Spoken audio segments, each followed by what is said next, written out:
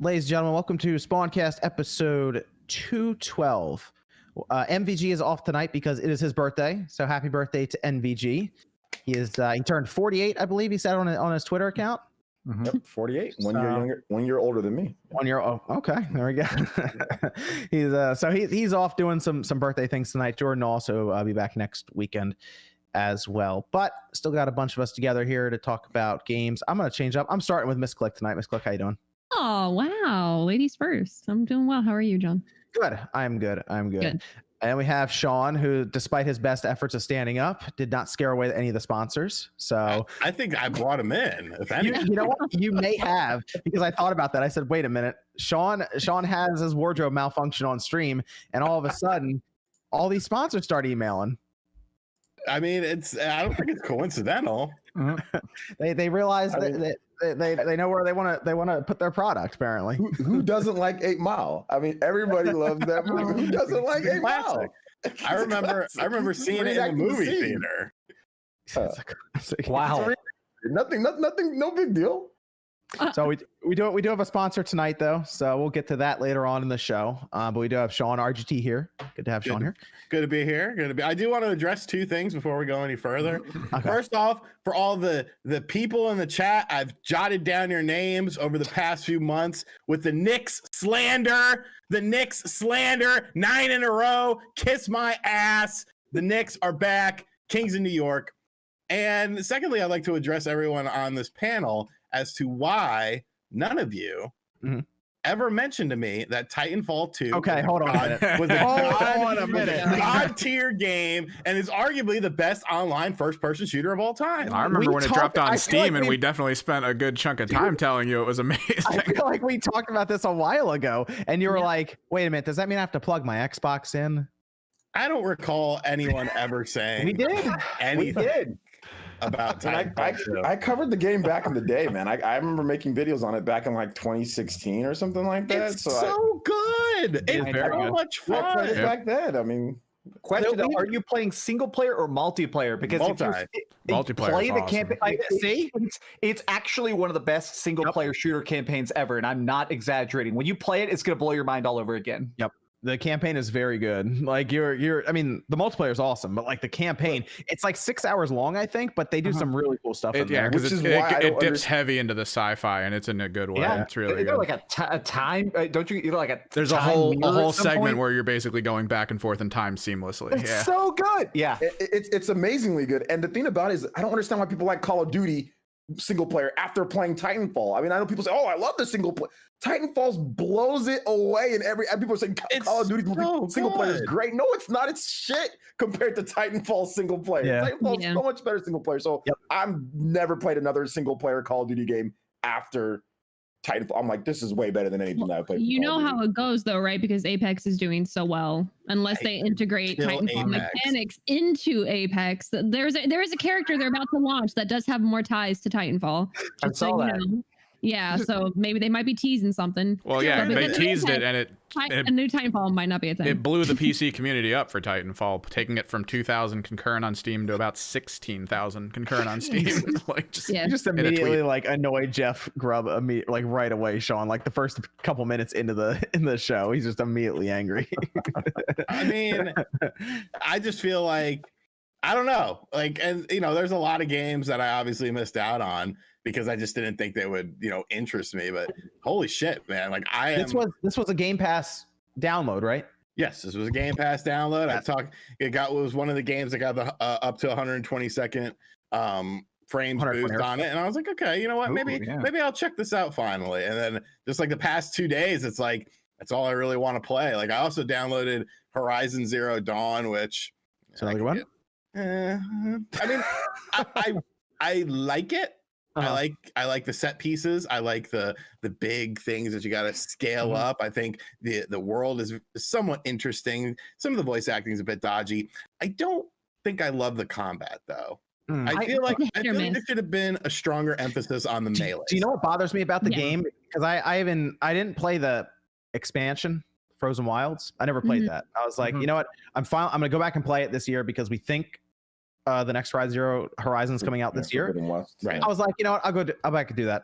And I realized why Breath of the Wild is better in general because I mean, I was running with Aloy. You know, I'm running through. I'm like, oh, all right, this mountainside is 8 feet tall. She can obviously go up it. And I just jump up and down. I'm like, I had to go all the way around the mountain just to get up that little part. I'm like, what? But that's the one thing, and I'm hoping they fix that in the sequel. Well, they will. They really the ability to climb. You can tell from the trailer. Yeah, same thing with Ghost of Tsushima.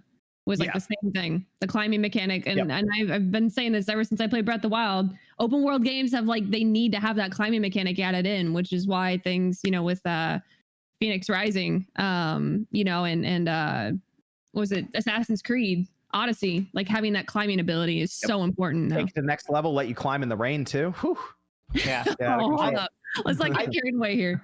I do want to say, Sean, the combat gets a lot better about 3 hours into Horizon. Once you start getting more of your toolkit instead of just having just bows and stuff, once you can place traps and stuff, I think it's a lot better. I've gotten some. I think my character is level 11 or 12 or something like that. But I definitely like it, and I think it's a solid high 8, maybe even a low 9. But just that the melee combat is just. It's almost like the combat in general, but especially just the lack of melee combat as far as feeling intuitive and upgradable and stuff like that. I don't know. It seemed more like an afterthought. And I feel like if they would have put a little bit more priority on it, it would have made for a lot better of a combat system, at least in my opinion, just based on how I like to play. I'd agree. Yeah. Okay. Very good. And then we got Max, Dreamcast guy. How's it going? Hello. We finally got Nier. It's finally Nier week, so I'm happy. And and Resident Evil demo, I've already seen people in chat asking. No, I have not played the new demo yet. I'm gonna play it. I've heard good things mostly. It's apparently super short. I played the last demo, but it's Resident Evil demo day finally. Yep. Then we got OJ, Player Essence. How's it going? It's going pretty good. Same old games that I've been playing, all the multiplayer stuff, Monster Hunter and all that. So nothing new, but I did get the Ask Awada book, and I've been reading that. First book that I ever bought in a long time. Yeah, physical book, and it is phenomenal. It will make you a better person, leader, teammate, whatever, content creator. I highly suggest anybody to read it for very, very wise words. All right. Very good. And then we got Nate the Hate. You actually played the Resident Evil demo, though. So I did. I played the Resident Evil demo before joining on this. So it's a fun little demo. It wasn't. Yeah, you didn't seem too excited over it. So it's something wow, I can't believe that. It was just it's the maiden demo. You go through the same basic locations in reverse. There's some extra rooms. You meet Duke. You can buy some weapons and stuff from him. It's a good demo. It didn't sway my opinion of the game. It didn't make me more hyped for the release coming up. It's just kind of I just want the game. And I think part of it is the 30-minute time limit. I'm rushing through this area because I want to get through the demo, but I'm also not able to explore all the nooks and crannies that you normally would. They should just get rid of that time limit and just lock it into this set area and let you be able to replay it as much as you want. The rollout of the demo is just confounding. Yeah. It is. I mean, the big demo, I guess, is coming next weekend, I guess, when it goes everywhere, and it's an hour-long demo. So yeah, but still just the 2 segments that we're playing now. Oh, there you go. Well, at least have comparisons across all the platforms then. So yeah, we'll find comparisons: Series X, Series S, Xbox One. Well, the good news is we're also 2 weeks or so away from the release of the game anyway. So I mean, next week I may have my copy of the game. We'll see. Then we have Evan. Yep. Monitoring chat, hanging out, doing what we got to do to keep it going. Cool. So we had 2 new games this week. We had MLB The Show 21, and then we had Nier Replicant. Do we want to talk about Nier Replicant first? Because Max, you were reviewing it and all of this. I picked it up on the PS4.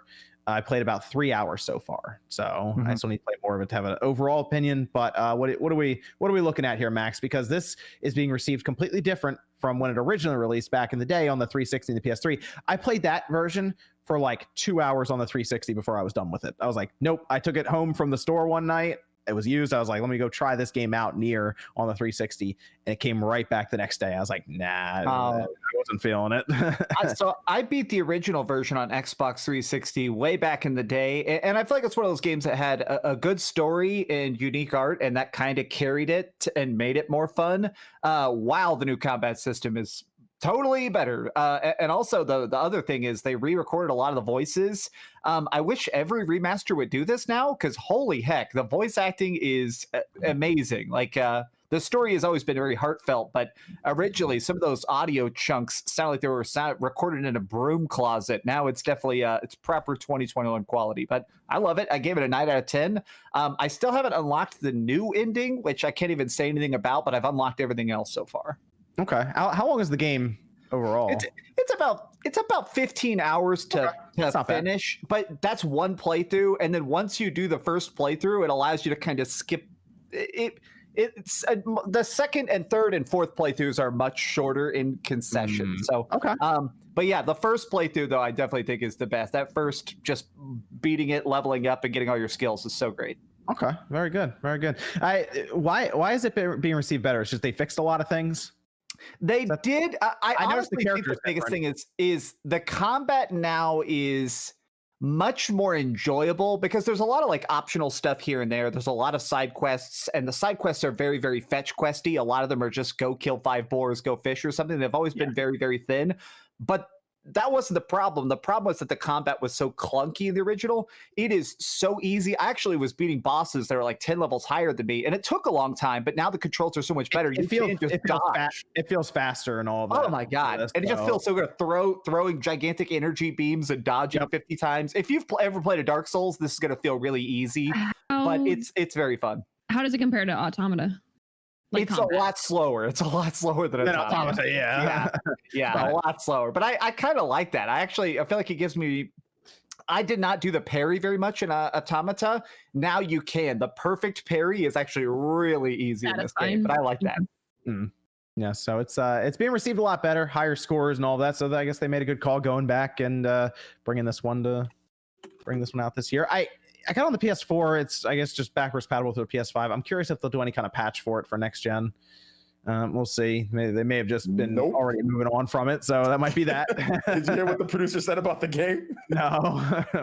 He was like, I don't think this game's going to sell really well. I'm going to have to, please buy it, or I'm going to have to put a bunch of copies in the back of a van and start selling them around the world. He's like, and then he called Automata a fluke. I mean, he's just joking around because, Taro, he's kind of... He's got a lot of confidence there. Yeah, but like Automata, that I don't see it doing a lot better. And they haven't even done anything next gen for Automata yet. I mean, they're barely fixing the PC. I think they're gonna fix the PC version of the game. Hopefully. Click, don't have flashbacks over here. PSTD over there. But I think they're gonna fix that. But yeah, I don't know if they're gonna do anything in terms of like a next gen patch of the game for this one, because I don't think Replicant's gonna do as well as Automata did. So I wish Horizon got a next gen. True. Yeah. That needs a 60 frames bad. I have a feeling that they're gonna bundle that like they did with the Spider-Man thing. I think they're gonna do that. Well, what's interesting about that is they just randomly released, Insomniac did, that Ratchet and Clank patch as we're getting closer to Ratchet and Clank coming out this summer. That's true. So I almost feel like, because they even gave away Horizon Zero Dawn. Remember, that was just part of their play at home initiative. That's I almost feel like the game's been like $10 forever. I mean, it's there. It's like, why not? But I think the second half of this year it'll get a patch leading up to Forbidden West. Is my guess. They'll do similar to what Insomniac did. But hey, Insomniac is like Sony's good, like, best studio right now. So maybe they're the only ones who can keep up that kind of productivity and output. I don't know. But we also had MLB The Show 21. Did anyone else play MLB The Show 21? Does it have that fat guy? Oh my gosh. Sean, did you not play MLB The Show 21? No, the fat pitcher guy who's like the troll guy, and like he goes. Oh, the guy who throws a 46-mile-an-hour pitch. Yes, I watched a video on him the other night. I was like, holy shit, this dude is awesome. Sean, Sean, it was on Game Pass though, Sean. I'll still get it. Okay. I might download it tonight when I go to bed and then play it tomorrow. Baseball doesn't hit me like basketball does or even football does. It's it's so much of a slower paced game. You'll do like RBI baseball every year. That's why I figured you might check this one out because it's like it's there. I did RBI baseball just because I was like, well, I can review this and it probably won't be that good, and it never really was. So you'll be on this day one next year when it drops on the Switch. I'll be very interested to see how it plays on the Switch. Everyone is in the chat saying Bartolo Colon. No, it's not Bartolo Colon. Not that guy. Okay.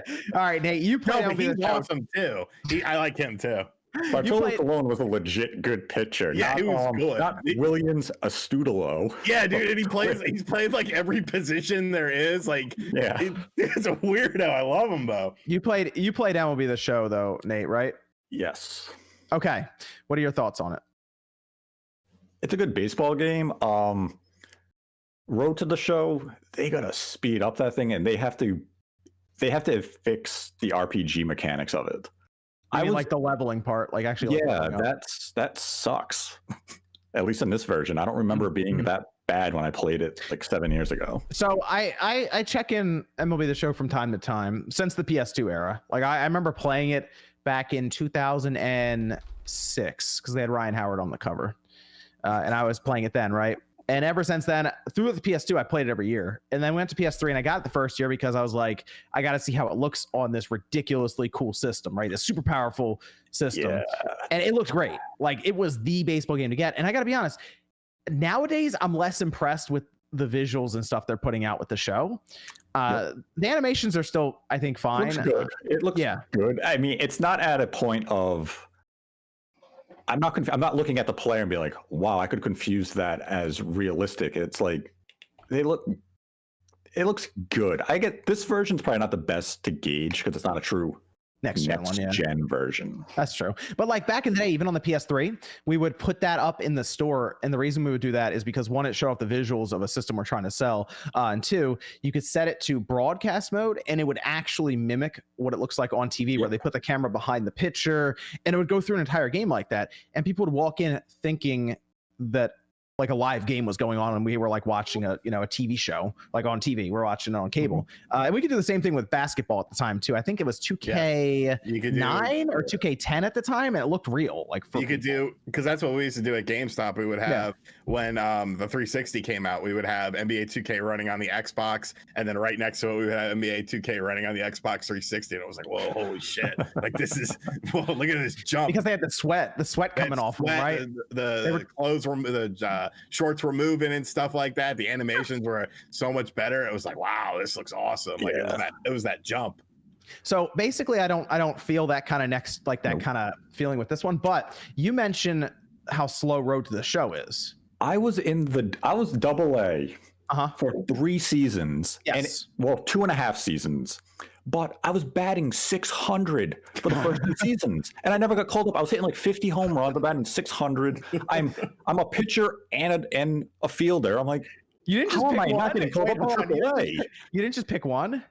No, I did both because that's how the game presets you. I was like, I'll just stick. I'm still going by Joe Random. I haven't even changed my name. You just want to pick one. You just want to pick one. So you either want to be a pitcher or a batter because that'll get you called up faster. Well, I wanted to do the Shohei Ohtani type approach. I'd be like, I could be a DH if I'm not pitching. And if I'm batting 700 and hitting 50 home runs a season, I'm going to get called up quick. I'm still in AAA. I'm batting 675.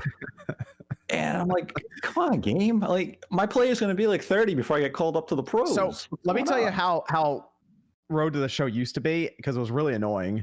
Back in the day when you would be a batter, so you'd be like, I'm going to be this dude who goes out there and hits like 10 home runs in a game or something crazy, right? Somehow you're going to make that happen. What they would do is you would have to play in the field the entire time. Like, from what I remember doing on the PS2, if you're a batter, you got to go play a position in the field. Yep. So you go out there and you would actually watch the computer pitch an entire inning. Just stand there and wait around. Well, we could simulate that now until you. So now they skip a lot of that, which is good. And they'll even skip like you on bases if you want and all this. Basically, if you just want to be a batter, you just bat. If you want to be a pitcher, you just pitch, and that's it. So it's much faster now than it used to be. But I still don't have that wow factor. I think they should, you're right, work on the RPG elements some in terms of making your character better, or at least make it more clear cut, because half the time you're getting all these cool things happening and you don't know what's going on. Yeah, it's like every time you catch the ball, it's supposed to improve your fielding. Every time you get a hit, it's either your contact, your vision, or your power is increasing. And like if you simulate the game, you don't get any of those stat upgrades as it should be. You have to earn them by playing. Yes. But I'm just saying, like, my player was slow, and it says listen to your coach if you want opportunities. My coach is saying, steal a base. I get thrown out by 10 feet. And then he comes back like, oh, you got to work on your stealing. Why are you sending me? My speed is 10 out of 100. I'm never getting to that base. I'm getting punished for listening to my manager, and he scolds me. He does, too. So then I so mad at you. Yeah, I train to work on it. And he tells me to steal again. I get thrown out again. He's like, oh, you should just stop stealing. Stop sending me. And then if I don't listen to him, he's like, why aren't you listening to the signs? I don't know, because I can't get to second without being thrown out. I'm like, laughing because the thing I realized as I was playing like this game, I'm like, oh, that's right. You do the opposite of what your manager tells you in the beginning, because he somehow believes you're like this incredible baseball player and you're like just getting out of college and you're slow as dirt. So like you got to like up your speed, and you got to do if you're a pitcher, you got to do more of your bullpen sessions and all this. Because they just think you're an all-star immediately, and they're just like, all right, you're going to steal second and third before he throws the pitch to home plate. And you're like, what? So I can't. Like, why didn't you do what I say? It's We're really trading funny. you. Like, what?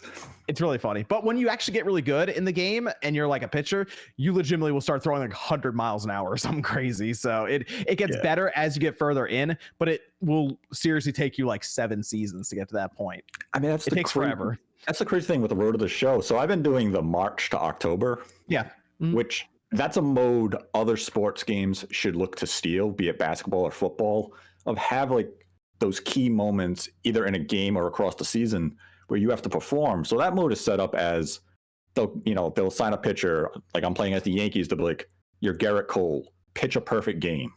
Okay. You pitch the perfect game, your team gets on a hot streak. Or you'll come in like the bottom of the 9th and it'll be you're down by 1. Take the lead and sweep the series. So you come in, you grind out for 2 runs to win the game. That's an awesome mode. If you had it in football of like get a sack, get the interception on the goal line, that would be awesome for Madden to have something like that, just to spark something, new outside of the traditional single player mode. So it's fun. It's quick because you don't have to play all the games. And I mean, overall, I think what the game offers is solid, but Road to the Show, they have to fix those RPG elements, make it clearer, and you can't be in the minors for 2-3 seasons either. Speed it. Like if you're legit batting 100 after your first season, then just be like, we released you. You have to start with a new player. But if you're batting 500 for half the season, you should be called up to AAA at least. I mean, come on, that's ridiculous. Is it ridiculous? I have no idea what any of this means. Is Canerco in it? The good news is it's on Game Pass. So. I did do Home Run Derby with Ken Griffey Jr. though in the Polo Grounds. Oh, you caught my attention, Ken Griffey Jr., huh? The good news is Jr. and who did I have him up against? Oh gosh. Shit. It's on Game Pass is the good news, so you don't technically have to buy what is a heavily depreciating sports game. Like by the end of this year, it's gonna be like a $10 game most likely. So at least there's that. If you're a baseball fan, it's the best baseball game out there. You guys want to talk about the review scores? How it's a lot lower this year? There's a little conspiracy there. Did you guys? Really? Did you guys see that? Oh, yeah. People are saying that now the show sucks because it's multi-platform. What? There's that angle. Then there's the also crummy angle of it's only like the PlayStation version of MLB. It got the PlayStation exclusive shield. So as when it was, they would rate it higher because it was an exclusive, and now we're actually seeing the game for what it is, which is just. Oh yeah, I saw that. So there's 2 sides to it. So I don't know if you guys saw that on Twitter. I did not. What I will tell you though is it just feels like a last gen baseball game. That's all. What would a next gen baseball game feel like? Better presentation. Better presentation. I mean, it has the MLB Network presentation in it. Bulk and Arco should be a legend instead of. I think it just feels like it's right now. It feels like it's a PS4 and Xbox One game that they just up-res and fix the frame rate, and here it is now on your PS5 and your Xbox Series X, basically. But I mean, if you think about it, the crowd better because right now, if the guy in the white shirt stands up, all the guys in the white shirt stand up too, and you notice it very quickly. Like, all these character models are the same, and they're all doing the exact same thing. What the hell's happening? Yeah. There were a lot of talks. I remember leading up to the generation of like the cloud stuff having to do with like the crowd. So that could be interesting if that eventually goes into some of these sports titles where the crowd is like legitimately like figured out by like the cloud and AI and all of this. That could be kind of cool. But they could also improve like the dialogue. They say the same sentence like 12 times a game. What I like this guy's having a great game. Like, what I like is between they'll game, man. What I like Pokemon Stadium Chronicles 2 level.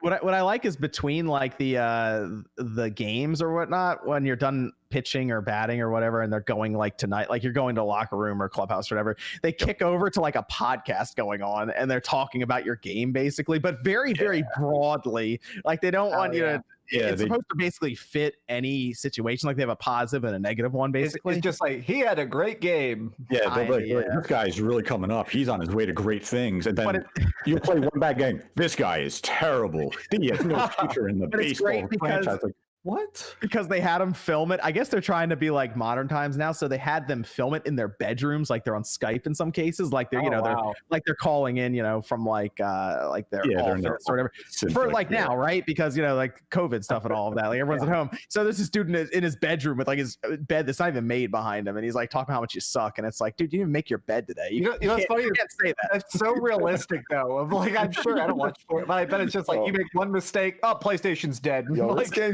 this game sounds corny as hell. I'll just be real with you guys right now. This sounds like a corny ass game. I want to know how they did it better in like NFL 2K5 when you would have like Chris Berman. That was good though. Literally breaking down like all of the games and all of the plays when you did a season. Like that shit felt real as hell. And it probably hasn't aged all that great, but it sounds light years better than this. Yeah, had to kill that off real quick. Yeah, this one it does feel like they just kind of rushed the dialogue sequences for the announcers, where it's just that's a single. He has 2 hits this game. He's on fire. If I was a pitcher, I'd circle his name on that lineup card. Okay, but he'll say it like 3 times in the game. Like, Reminds me of Pokemon Stadium, where every time you one-shot somebody, he always yells, "He's a one-shot wonder!" Well, one of the things that they say when he plays the Yankees, if you hit a home run, the guy would be like, as they often hear when they're on TV, "See ya!" I'm like, okay, I've hit like 7 home runs today, and you said the same line every home run. You had to record something else, right? It's the best baseball game right now. So I guess there's that, but not a lot of competition in that sector. So what? There you go. Did you play Nicktoons baseball? I did not. Nicktoons baseball. Oh my god. Nicktoons baseball. Yeah. All I know is I'm about to pop in Mario Super Sluggers on the game. Yeah. We're good. Hey, we're good. That's all we need. You can get Ken Griffey Jr. and Home Run Derby, and that's the important thing. Or MLB The Show 07. 2007 was very good.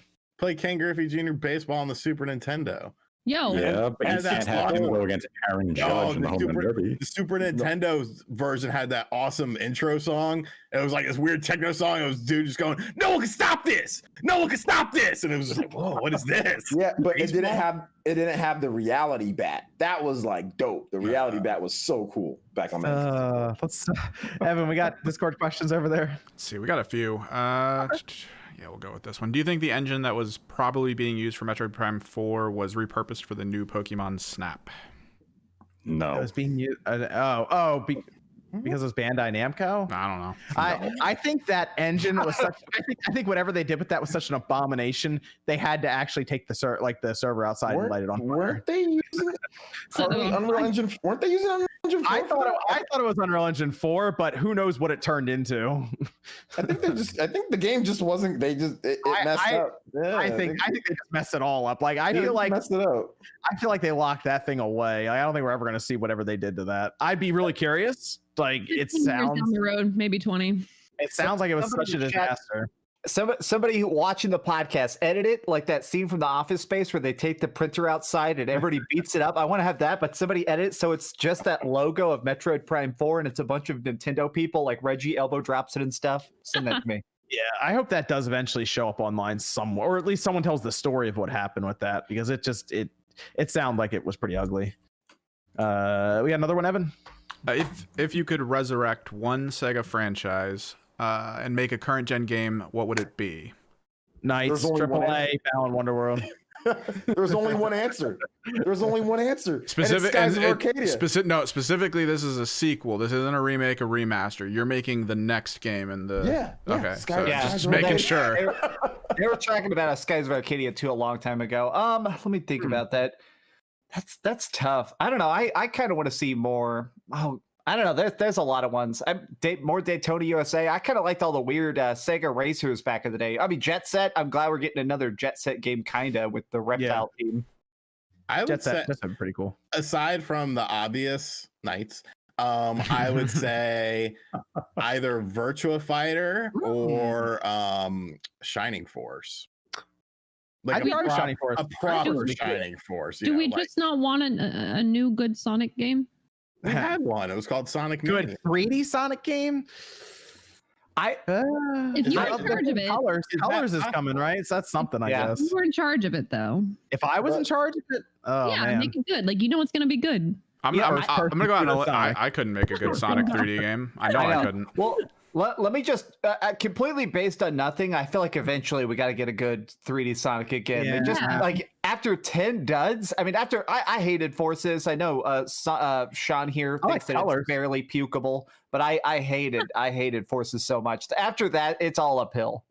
Yeah, I mean, look, if they did Sonic Adventure 3, at least leaned on that name and tried to make it passable, people might actually give it a review score that's not like completely red on Metacritic. They got to do it like Suicide Squad and the Suicide Squad, call it the Sonic Adventure. They do it. You know it. You know what's interesting is that apparently they're working on another 3D Sonic game right now, but they keep it keeps getting pushed back. So maybe the time is going to make it so that it ends up being better than expected. So that was one of the rumors, is that they're just working on it, and I've seen going around is that they wanted to reveal it like 2 years ago, and then they just didn't, and they just keep sitting on it because they're like, we're going to wait till this is really polished because we cannot have another bad 3D game. I mean, now with COVID, to be honest, you'd be probably dumb to not take advantage of everything being delayed otherwise.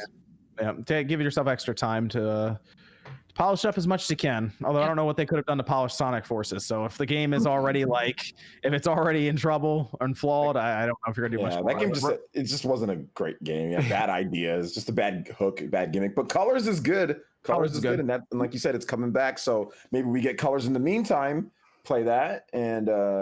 Colors is going to pick up. I'm excited to see what that could look like on even one of the newer systems in 4K. Maybe they try 120 frames, because it looked good on the Wii. It still does, but you bring it up to current systems, even 1080p on the Switch, for example, and 4K on the other platforms. That'll be a really pretty looking game. So that could be really cool. I'm surprised they didn't do a bit more with that theme. I'm surprised they didn't do a little bit more. But I know they always like to change themes. That's the thing. The Sonic team always loves to have a different theme for each game. But sometimes I think I feel like they overthink it sometimes. They could do something you're right, like a sequel or just use that same kind of ideas in another one. They can expand on it. They don't have to just completely change everything up every time. Well, that's part of why I hated the Sonic Boom stuff, is that it was it's not that Sonic Boom were the worst games, but they kept making them. There's 3 or 4 different of the Sonic Boom. No. Those games are absolute trash and horrible. I know, but my thought is that it's weird to me that was the one that they drilled down on. There's other bad ones like Sonic Heroes or whatever, but it's weird that specifically, or Sonic, how it kept doing Sonic Riders games and stuff. It's what? Make sequels to the good ones. Why do you keep making sequels to the bad ones? Let me tell you the reason why with that was because they had the TV show, so they're really trying to push the TV show with it at the same time. So they made the DS game or the 3DS game, and they made the Wii U game at the time. So they were really trying to push it. Okay. We got another Discord question there, Evan, before we go to our first topic. What are the chances of Ring Fit Trainer getting into Smash? No, thank you. There's not enough characters, not enough reveals left for that to be one of the big ones, right? I don't think they'd want that big of an upset. I feel like a lot of people would be really upset with that, to be honest. It's possible. I mean, like when did Ring Fit come out? 2019? Is that 2020? It was 2019. 2019, right? Yeah. I feel So like- it's possible that Ring Fit lady or man made the cutoff, and I think that'd be an actual really dope character just to play as, because Wii Fit's actually really fun to play as. Like Wii Fit, even though like nobody cares about, people don't really care about the character. The character's fun. Like the character has a lot of cool ideas and fun to play as. But yeah, people would be upset with it. But I think it'd be pretty cool. Like you throw like the freaking ring and stuff like that. That would be. I think she'd be a dope character, or he or whatever the hell. But It'd be like, a dope character. I feel like they're a better candidate. I watched me say this, and it's actually going to be them. I'd be curious to see how the internet reacts to that one with they would hate it. two characters left, right? Or if it was, I mean, the last character has to be basically earth-shattering almost for people, right? It would be like, all right, this is a good ending. It's basically the season finale or the series finale for Smash for a lot of people is that last character. I mean, the fact that they didn't make Sephiroth last, like that to me is just like, dude, like for real, he just sliced Galeem in half, and he's not the final. And Steve wasn't last either. I mean, that could have been a last thing. But it's gotta be a big baddie, right? Like it's gotta be like a big baddie final boss. I feel like. I think people want it to be a Crash, a Master Chief, but I wouldn't be surprised at all. Sora, I wouldn't be surprised at all if it's just someone like where everyone's like, oh. What do you think about the last character being Sakurai? And Sakurai is a weird character. Has a little bit of everything. Why I not? love that. Yeah, like Moku Jin. Every time you play, on Tekken, every time you play him, he has a different fighting style. If they actually made Sakura like an anime style character, and like he had his he can like use other people's moves, that would be cool. Sick. Yeah. Yeah. What if he was? What if he was like the Shang Tsung who just takes everyone's powers and use he anyone doesn't look like a me though. I don't want him to, not looking like, I hate the Miis. Like no me, like actually like make him look like a cool like anime looking character. That would be like absolutely amazing. I would love that. Yeah. Okay. That'd be interesting. Well, I mean, I guess we'll hopefully find out. I mean, E3, we assume there'll be a Smash character there, so I guess we'll see soon. So let's go to our first topic, because we had another shelf sighting for Nintendo during a Microsoft event. They didn't get the PS5 up there because it was for GameStack, and I mean, Minecraft, is on all these platforms. I guess the PS5 would have collapsed the shelf, or they were trying to hint at something once again, just like Phil Spencer had the Switch on his back shelf. All of a sudden, the Switch is there, kind of up into the, kind of out of frame, not quite. It was there, and everyone, of course, starts reacting online. I saw Sean, you made a video about it because there was a Switch there. No coincidence is what you said, right? And then we had the Halo account. The Halo account share a Mario fan art there with Halo and Mario crossing over. So are we thinking this might be another little call to something that Nintendo and Microsoft are doing here we'll say in the near future, probably sometime this year is what we're expecting, some kind of announcement from those two collaborating once again? Yes. I mean, yeah, to some degree. I don't know. At this point, their whole deal seems so nebulous. Whatever it is, I'll be interested, but I mean, I have no idea. I mean, obviously I like the idea of Games Pass on Switch eventually, but we'll see what it turns into. So I would still like to see that happen through xCloud, Game Pass on the Switch.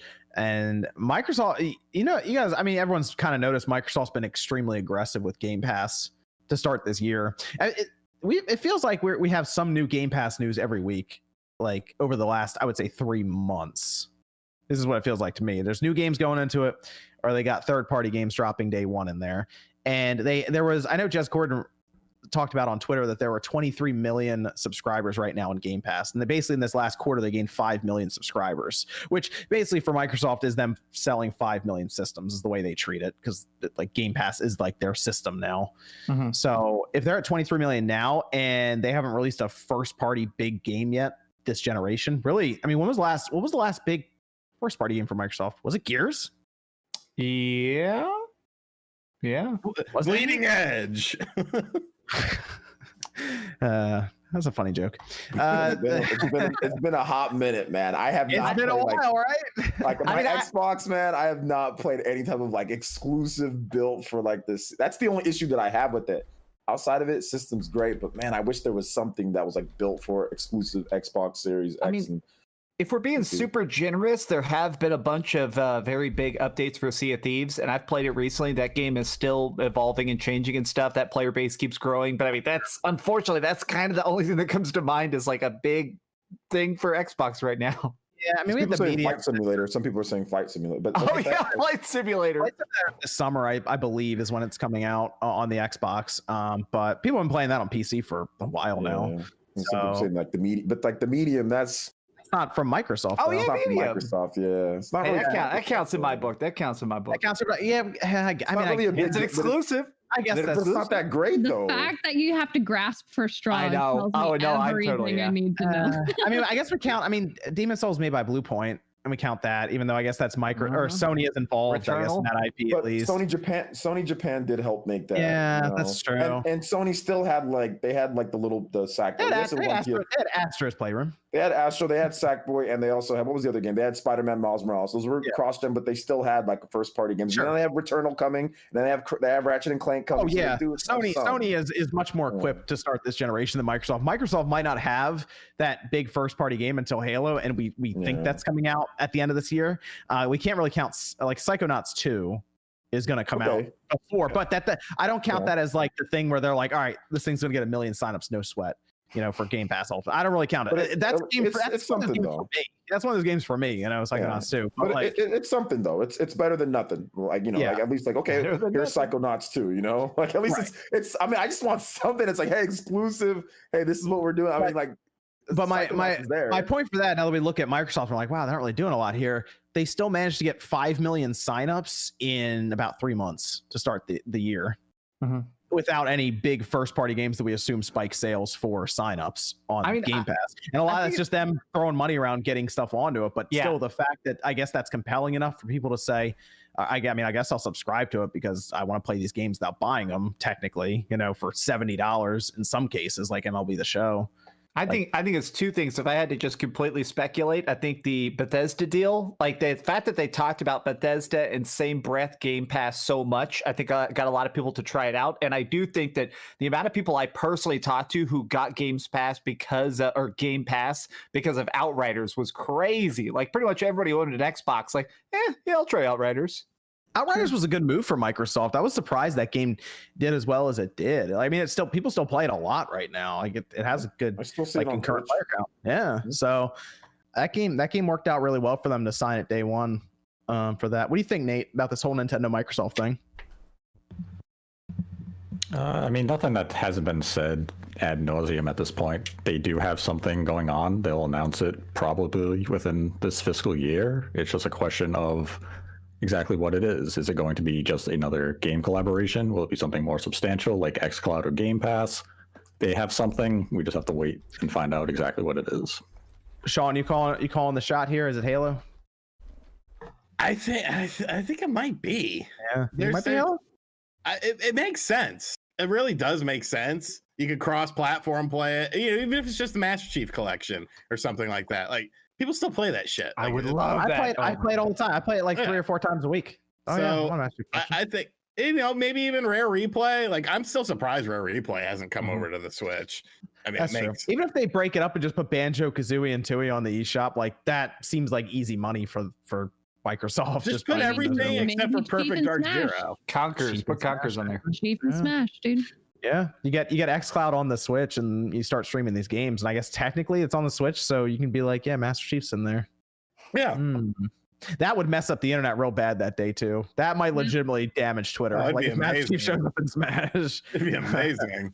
That would be cool because you could have a really cool little movie they set up for him and everything to introduce him. That would be pretty cool. You're gonna see a sniper rifle scope aiming over Mario's head while he's like picking a flower or something, and then a camera turns around.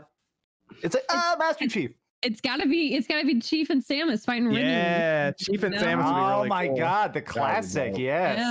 Yeah, Samus like comes across like a Halo ring during the movie or something. Yeah. Oh, that'd be cool. Oh or Samus crash lands on something and you don't know what it is, and then then you see Chief and they zoom out and it's a Halo ring. That would be cool.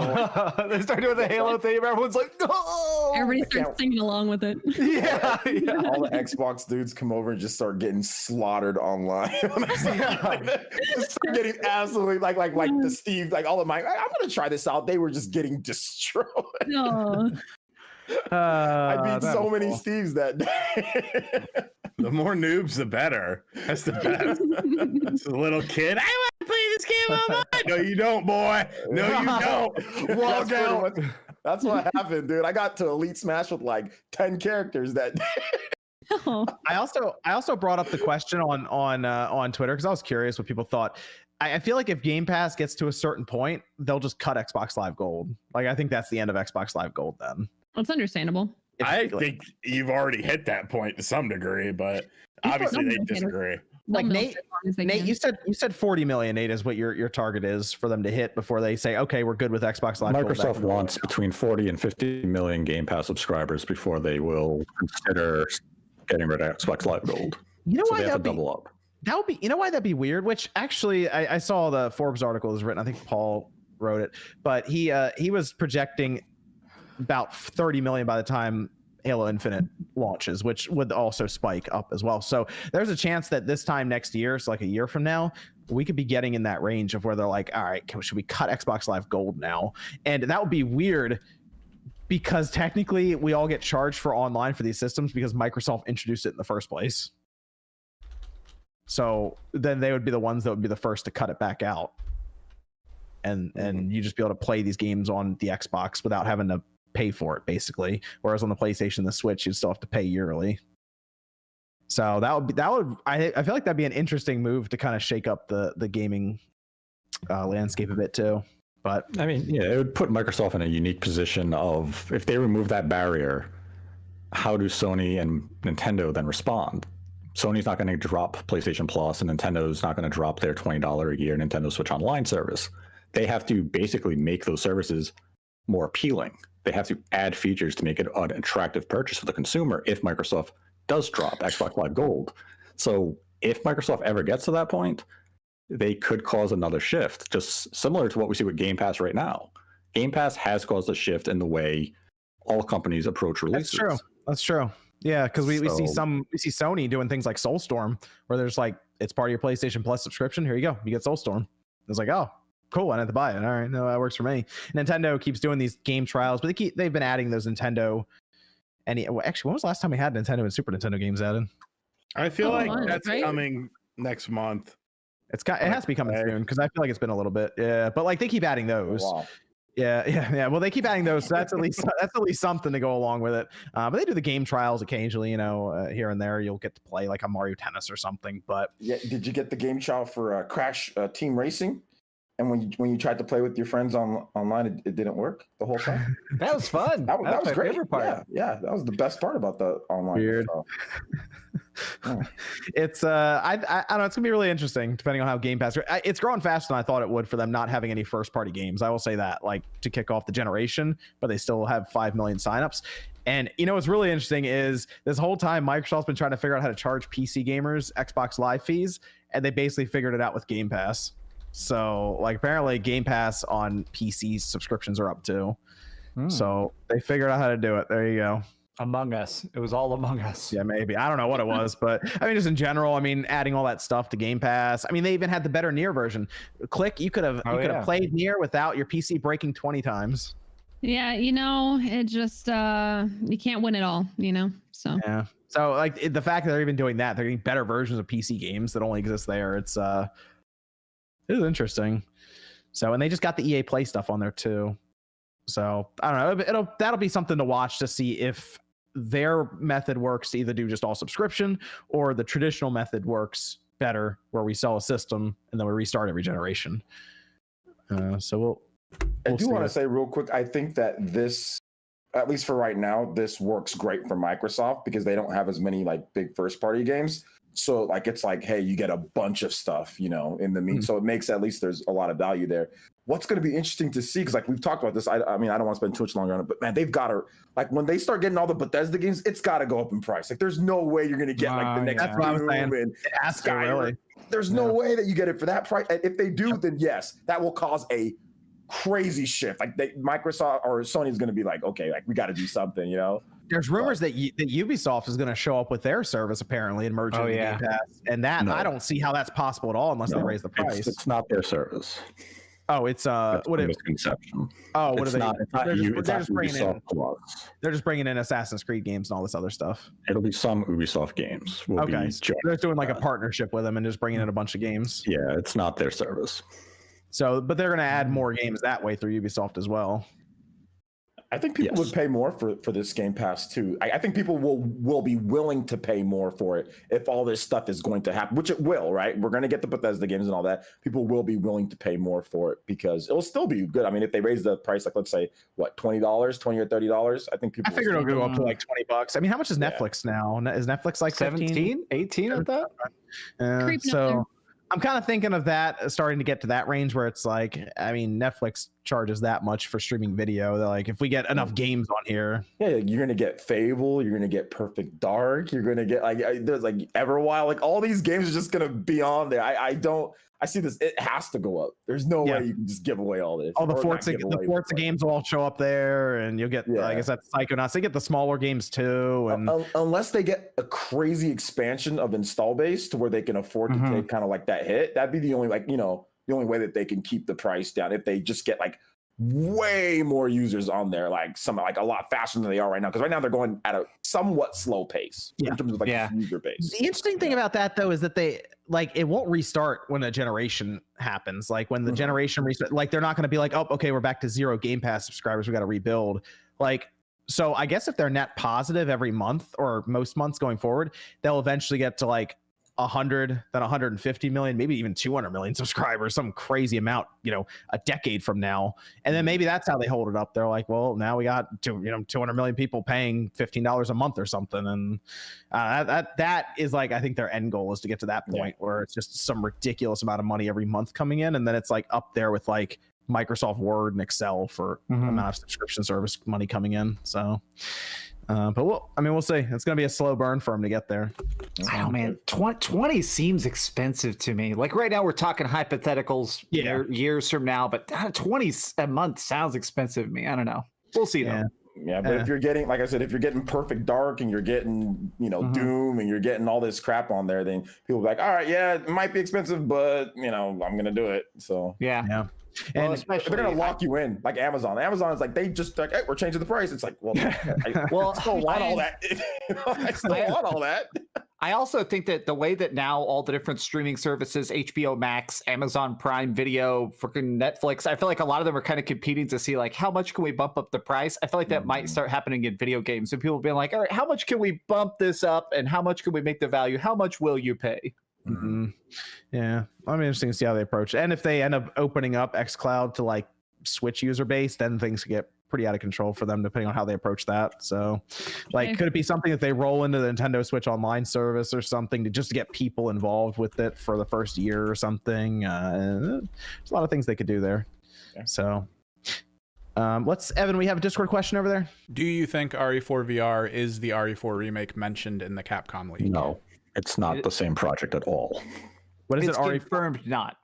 Yeah, it's not even close. What is it? RE4? Oh, the VR project. The VR project. Yeah. The VR project is not the next gen remake of Resident Evil 4. It is, but in a way, in a way, it is a style of remake because they're adding new features, but it is not the RE4 remake. So I understand the confusion, but no, separate projects. Okay, very good. Sean, what's up? We all shop online, don't we? Every day. Every day? All right. You see that promo code field, right? The one that taunts us right at checkout? Always blinking, right? It's always blinking. It's always like, you want to save money, but you don't want to look at those promo codes. But thanks to Honey, manually searching for coupon codes is a thing of the past. Honey is the free shopping tool that scours the internet for promo codes and applies the best one it finds to your cart. And Honey supports over 30,000 stores online. So, Sean, I want you to imagine something here, okay? You're shopping on one of your favorite sites, and when you check out, that Honey button drops down, and all you have to do is click apply coupons, and there you are. Saves you a bunch of money. How's it been saving you money, Sean? Because you told me before we even took this sponsorship that I'm definitely not reading off the screen in front of me. that you've been already saving money with this, and I was like, well, we got to take it. I mean, I do it. I legit use it all the time with my food delivery services because I don't cook or nothing like that. And like, I can't tell you how many times like I've been going to check out and I'll use Honey and it'll be like, oh, here's $5 off. I've gotten free food from food delivery services using Honey. So it's legit, man. It's legit. Let me see. Do they have any coupons for belts? No. All right. That's fine. Okay. Honey has found it's over 17 million members, over over 17 million members, over $2 billion in savings. If you don't already have Honey, you could be straight up missing out on free savings. It's literally free and installs in a few seconds. And by getting it, you'll be doing yourself a solid and supporting this podcast. Get Honey for free at joinhoney.com/Spawncast. That's joinhoney.com/Spawncast. Let's move over. Can I just say, but before we go to the next topic, I died about 10 times looking at your tweet this week where you said, like, man, when Cyberpunk leaves early access, it's going to sell so much. And then that guy replied to you, it's out right now. And you said, I'll buy it on PlayStation. That's great. I died of that like 5 I already had that typed up because I knew someone. I knew you do. Bro, I literally went back. I went back to that tweet and laughed again like 2 days later. I had to quote tweet that and put it up. I don't know if you saw that, John. I did. I had to do that. I'm like, this website is freaking cursed. It's a cursed website. How do you not know that's a joke? Like, whatever, man. I tweet a lot of sarcastic stuff though. Like I just have Twitter for fun mostly. And then I had people in my reply saying, well, if they do fix Cyberpunk, like then I'm like, oh, bro, just like, why are you answering seriously to this? Come on, guys. That's so good. Evan, we got Discord question over there. Why can't you play PS2 games on the Vita? I was kind of hoping MVG would be here for this. Oh, that is a good. Well, because we have had some PS2 games ported to the Vita. Like we had Final Fantasy 10 and 10 too, and those ran well, like really well. And the what was it? The Liberty City Stories, Vice City Stories. Those were basically ports almost of GTA 3 and Vice City. Yes, exactly. So like I would have liked to have seen Sony pursue that more, but maybe they just couldn't get like a generic emulator to run on it. I don't know. That because we see the PS3 doing it, but unfortunately, I guess they just never pursued it on the Vita. But hey, we got PS1 games; they're pretty good. So that's good. It was really cool. That was a cool feature on the Vita, was to be able to play all your PS1 games on there and some of your PSP games that they had on the shop. We got another Discord question, Evan. We had a guy with an Xbox One S that apparently turns on, then immediately shuts off. He's wondering if it's the power supply. That sounds more like kind of what we used to... Turns on, shuts off immediately. Yeah, that sounds like what we used to deal with Red Rings and whatnot. So I don't know. That was usually the South Bridge was an issue with that. It could be your power supply. If you have a friend who has a power supply that you could plug in just to see if the different one works, you might just need that. I've seen that a couple of times, but a lot of time we had to actually open it up and reball or replace the South Bridge, and that was a whole thing. Yeah. So unfortunately, that's not something you're going to want to do with an Xbox One S or even a regular Xbox One. So that's just kind of the way it is there. Okay, let's go over. Let me pull this up here. Let's go over to the PS3 and Vita store. It's still live. The Vita lives. Vita means life. It's not going away. This was interesting because Sony actually backtracked on this decision. I was a little surprised that they decided to do that. I thought they were just gonna go ahead with it. I don't know if it was community like backlash, if developers weren't happy with them about it, because it kind of came out of nowhere for them too. Like people were buying development kits, and then they were told, oh yeah, the store you're going to develop for is shut down. It's shutting down this summer, so you got to figure out what you're going to do. I was just surprised that they decided to keep this one up, because how many? I know there's a lot of noise about it, but how many people do you think were really using that PS3 store that much? Well, can I tinfoil hat for 1 second before we start? I was going to tinfoil hat too. I was going to say, because there were so many big viral posts that were going around, a lot of big articles and stuff about JRPGs and stuff that were only cheap. I saw a lot of people talking about like Yakuza Dead Souls and stuff. I bet that they saw a spike in sales on PS3 and PS Vita, like even 1%, 5%, whatever. But I think they saw people actually logging in and buying stuff, and they went, what if we kept the lights on a bit longer? That's what I was thinking. Like, they probably made so much money during that surge, and they're like, oh, well, we can save face here. Yeah. And then, we'll look good. And, we kept these servers afloat for a while. Because do you notice that was the specific term? I did a video reading it, and part of it that was interesting is that they don't talk about leaving the servers on. Their specific words are, we're leaving the stores open and available for purchase. Like, the whole point is they're like, as long as you're buying, this stuff lives. The second you guys stop buying, we're going to still hit that switch. That's what I was thinking. People were like, oh yeah, they listened to us. I'm like, Well, they kind of did because the PSP store is still getting shut down. So why didn't you leave that one open? Oh, nobody's buying anything from that store. Everybody's buying from the PS Vita and the PS3. So those are staying open, and they still shut down the PSP store, even though, like, they could have kept that open too if it was for what everybody was asking for. So I think it's because of the money. I mean, like, if everybody was just complaining and no money was coming in, it would have just been like, well, you guys can complain all you want to. We're still going to shut this down. But they probably made millions upon millions of dollars with people FOMO buying and panic buying a bunch of stuff. I know tons of people, when I was streaming, talk about they bought this and that, and they bought all this. Tons of people bought the JoJo game that I talked about. Like, so many people just bought stuff. So I think it's because the money was flowing in and they got the same place. Plus, it's like they get all the benefits of doing this. So I think it was the right call. Obviously, it's the right call to do that, and they're making money on it. So there you go.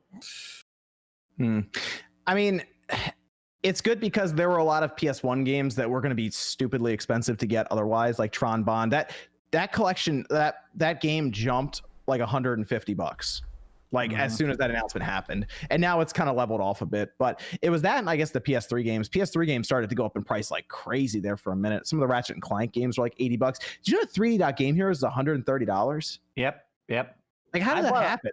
I bought a lot of those right as PlayStation 4 came out, like 2015. PlayStation 3 games were worthless. You could buy some of them for $2 or $3, and I bought a bunch of them, and a lot of them now are so expensive again because of this kind of stuff. So it's ridiculous. Want to know why that game's so much? Atlas. Why? Oh, the curse of Atlas, and they make like 7 copies of their games. I mean, Shin Megami Tensei 4. And 4 Final on the 3DS are both stupid expensive. Now with 5, everyone's like, "Oh, I want to play 4 physical." No, you don't. You want to buy. Actually, you don't want to do that.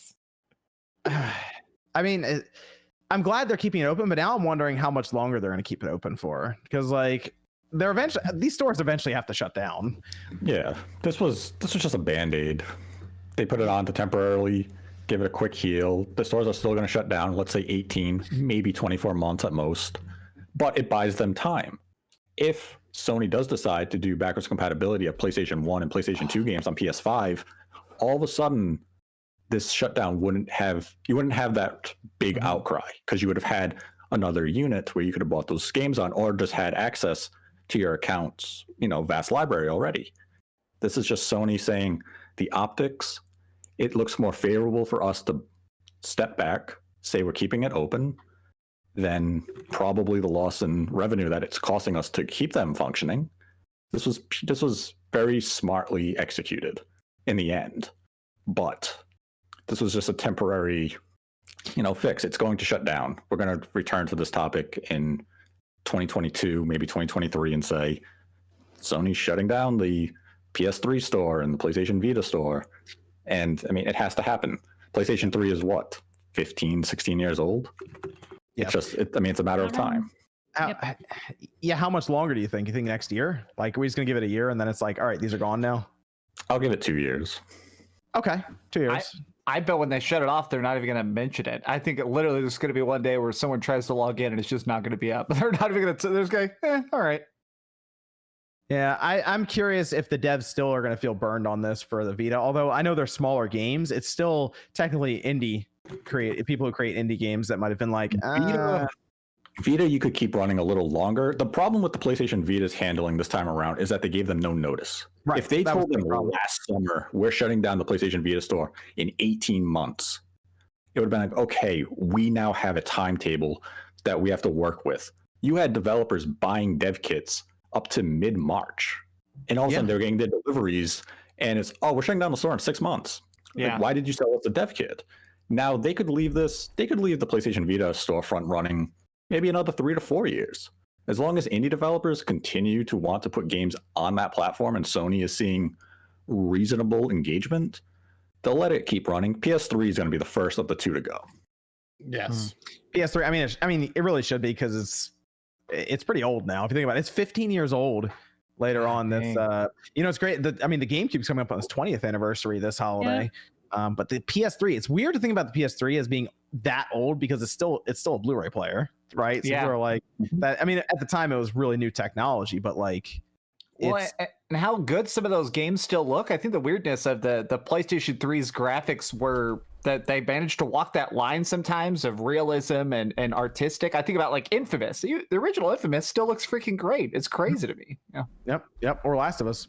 So it's the PS3 is going to be the first to go, Nate. You're right. But the Vita, there's just not going to be that many people even using the Vita like a year from now. I was surprised that many people are still using it now, to be honest.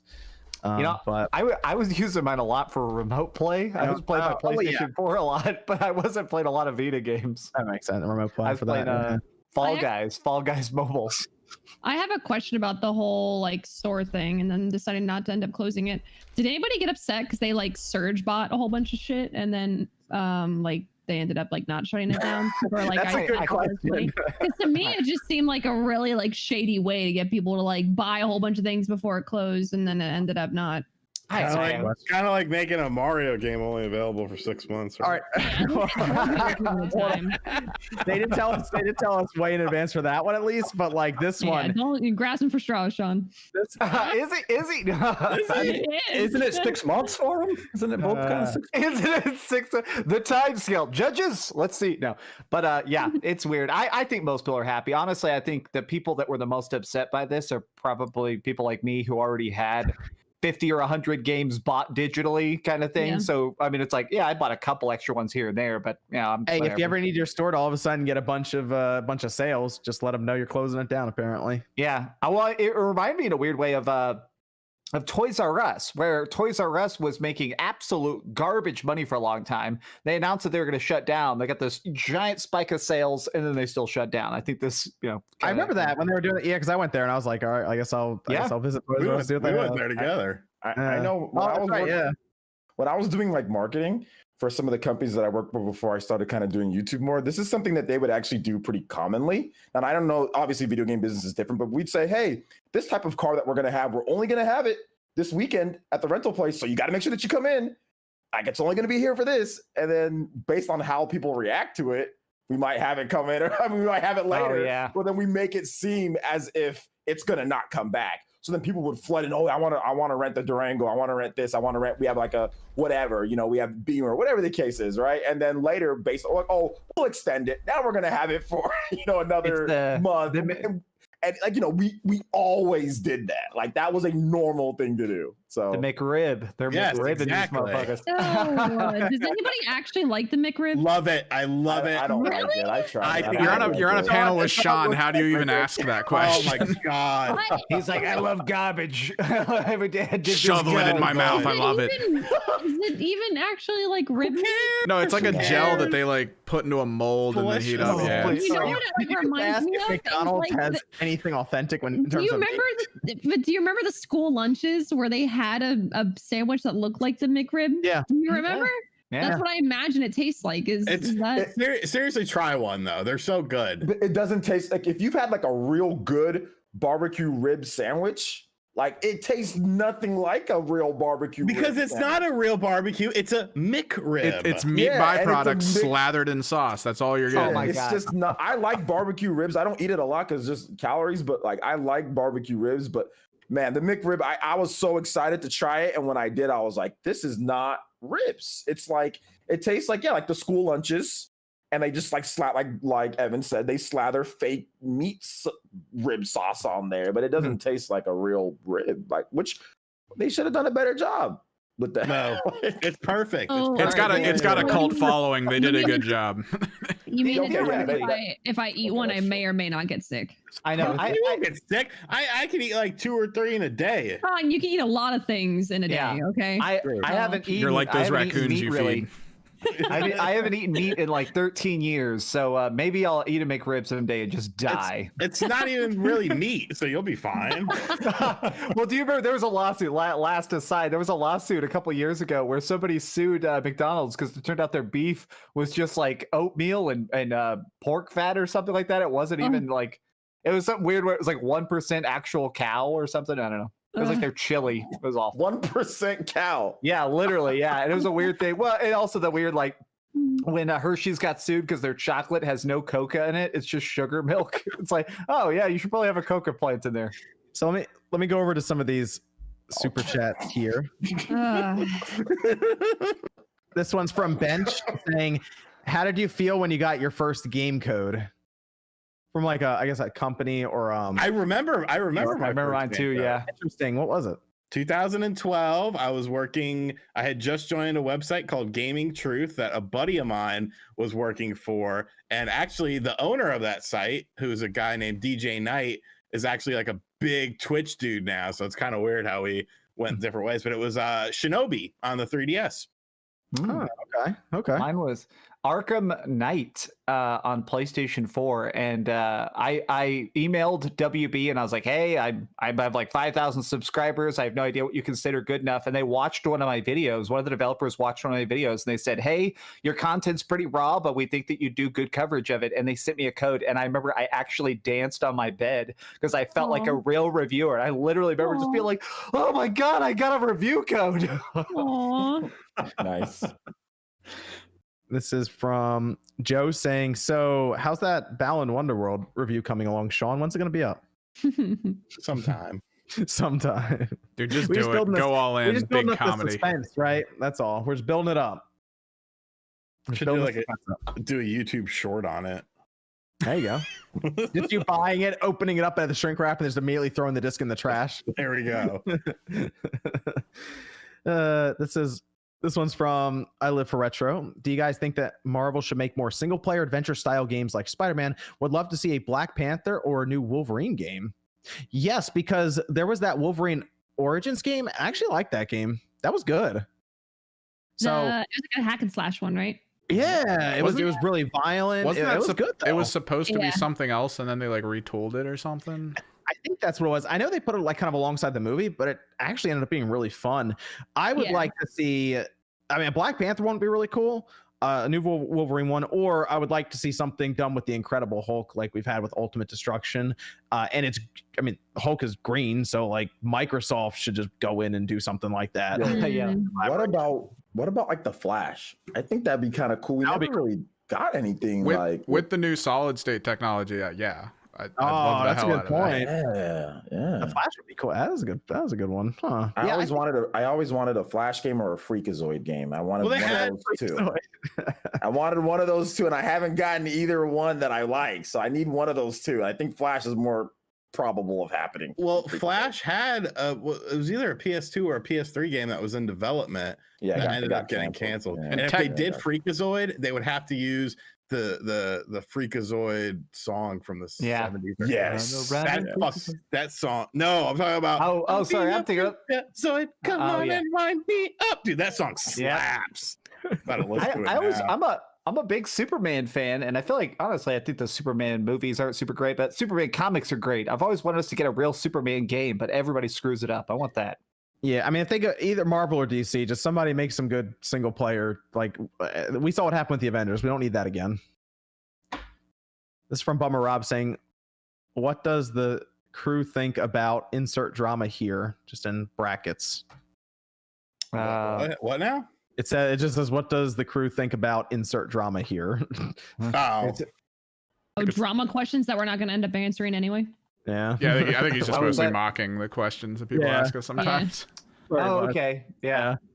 This is from Platt saying, "Love the Spawncast. I have a hot take for all of you. The Duke is the most comfortable Xbox controller ever made, and I'll die on that hill." Thoughts? I was fine with that back in the day when we used to play Halo 1 on the Xbox. It was just really big, the big controller. It sounds like it comes down to hand size. Like if you're a little kid, probably not the same. The only issue I think I had with it was positioning of black and white buttons.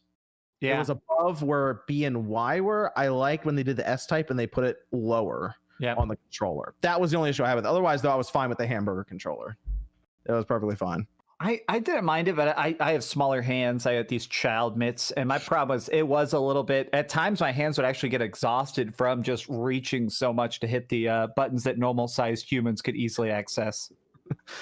Demi says, anyone also think Jim Ryan looks like Gordon Ramsay? Yeah. That's good. Hold on. You know what? I see it. All right.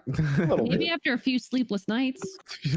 I got a lot of those. Fishman says, RGT, glad to see you back. What were the good eats at Gmaz? Also to the Spawncast crew, which merch would sell better, RGT 85 or MIA 85? That's a good question. My merch isn't really, I never promote it. We had a fucking feast on Sunday because my grandma had 2 of her 3 sisters come over.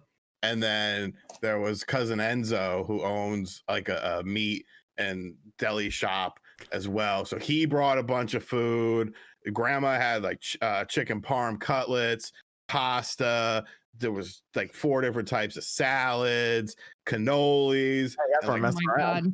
Yeah, like I'm it so was hungry. like it was like because it was out on the porch and grandma had all like the hot plates set up. So it was just like it was buffet style, serve yourself. It was legit. It was Oh. eats. This is from Miguel saying, Spawnwave, best thumbnails in the game, best news on games, and so much game knowledge. Keep it up. Okay, thanks, Miguel. I appreciate that. Demetrius says, still feels weird to call PS3 retro, even though I grew up with it. I'm 20 years old now. Time flies by.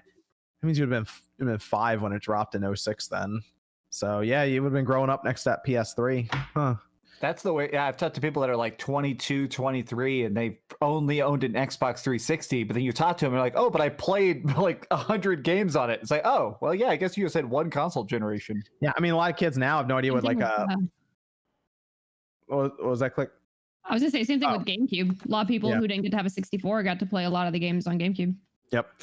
A lot of kids now don't know what like a CRT TV is or anything. They just know like flat screens. Like that's it. So it's interesting times now. Bummer Rob says new Turok game or a new Konami title.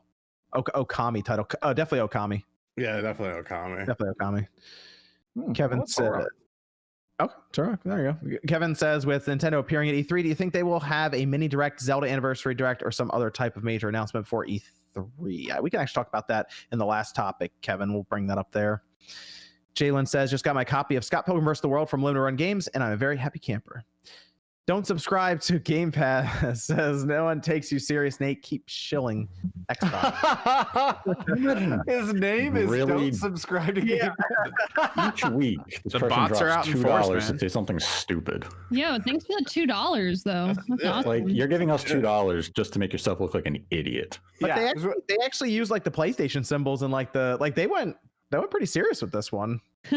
You know, I respect people. Die mad. We don't care. Like Jesus Christ. I mean, you're literally our monkey, and we're the organ grinder. So just keep dancing for us. Gosh, my God. This is the highlight of his week. All of us just talking about it. You guys know. He's like, yes. I don't know why he's jerking off his nipples. He's like the kid from Recess. This is the highlight. Telltale book. So this is the highlight of his week, bro. It has to be. A pretty bad Probably week. washes in the shower with his hands. True. Escape says, give us a juicy Halo Infinite leak Spawncast. You know you want to. What turmoil is happening inside 343? I actually think they're on track with it, so we'll see what happens. All I'm gonna say is I do know people who like have been working on the game, and it's like rough. That's all I'm gonna say. It's perfect. So cross your fingers, your eyes, your legs, whatever you want to cross that you think might give it good luck. Cross your legs, RGT. I assume they're showing it in 2 months. So at E3, they're going to show it. So Gaming says, is there a good cheap capture card besides Elgato? What's the definition of cheap? What's the definition of cheap? Media has good alternatives. Yeah, I mean there's some you can roll the dice on some of these Amazon ones, but I'm concerned more about quality of them. Doesn't MVG doesn't he use an Amazon one, or didn't he use an Amazon one? He said it was fine. For his camera, he did. Okay. But as for like actual hook your system up and record off of it, it's honestly worth the investment to just get something that's an established brand. I will say, if you're not wanting as expensive as Elgato, I use Elgato products, but Elgato does have software issues for how expensive they are. Avermedia has they're not as physically attractive packaging and stuff like that, but it also it also depends on what you're trying to do. Like if you're just if you're not trying to go balls deep into the game, then start out with something cheap. Like because you got to build up anyways. I used a thing called the Hop Hog HD PVR Rocket, and it was actually a tiny little box. Before. Yeah, and it's a freestanding thing, and it's interesting. So if your computer kind of sucks and you're still trying to learn how to capture and stuff, it is a freestanding device that does not actually plug into the computer. It saves the footage independently, and then you plug it in and go through it later. I think it's pretty interesting. That was something I experimented with early on. AverMedia has something like that as well, because I have it over here. It even does 4K pass through. It's like the +2 or something. I kind of see it. AV +2. It's the same thing. It's a pass through. It's a standalone box. You just press a button and it starts recording to an SD card that you pop in. Those are kind of those are a little bit more pricey though, right? Because I think I have one too. I bought one when I went to go play Fire Emblem at Nintendo's place. I think they're like $120 or $130 now. Oh, okay, they're cheaper than They fall in the price because they don't record 4K technically. It's just 1080p, but it does 4K pass through. So you get a 4K signal. And for a lot of people, if you're on a budget for a capture device, you're probably not thinking 4K anyway. So that's not too bad. You can still hook it up to your computer to stream off of it as well for video. Jason says, what is your greatest accomplishment in a video game? Ooh. I got High Warlord back in the day in World of Warcraft, which was the highest PvP rank. I had to run a dedicated PvP team for 4 solid months. I played the game for 12 hours a day, defeating thousands of teams. It was such an arduous grind. And now it doesn't fucking matter. But at the time when I got it, I remember very limply holding up my like frozen meat arms after playing it T-Rex style for 4 solid months and just be like, ugh. You got the title, man. That's all that matters. I know. I would never do it again in a million years, but I'm glad I did it once. Oh. I would say consistently being in the top 10 in Star Soldier R for the contest that they had on the Wii shop. I didn't win it, but my best friend at the time did, and he ended up getting like a bunch of games from Hudson Soft and for free because Hudson Soft was still around at the time, and he got like $200 or $300 in Wii Shop points for winning the contest. But I was like top 10. I couldn't crack number 1 though, but it was good. This is from Pixelated Pigeon. Says, besides this excellent story, didn't dig Horizon on PS4 at 30 FPS. Different story on PC at 60 FPS. Keyboard and mouse make the combat infinitely better. That's one of the things. I hope they do a patch as we head towards Forbidden West. Sand says, Spawnwave, will you do a video testing the Xbox Online DRM and physical disc? Need to download half the installation data. Is this true?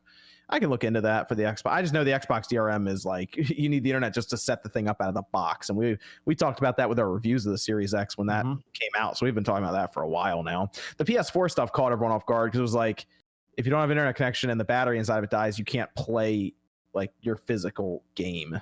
That was weird.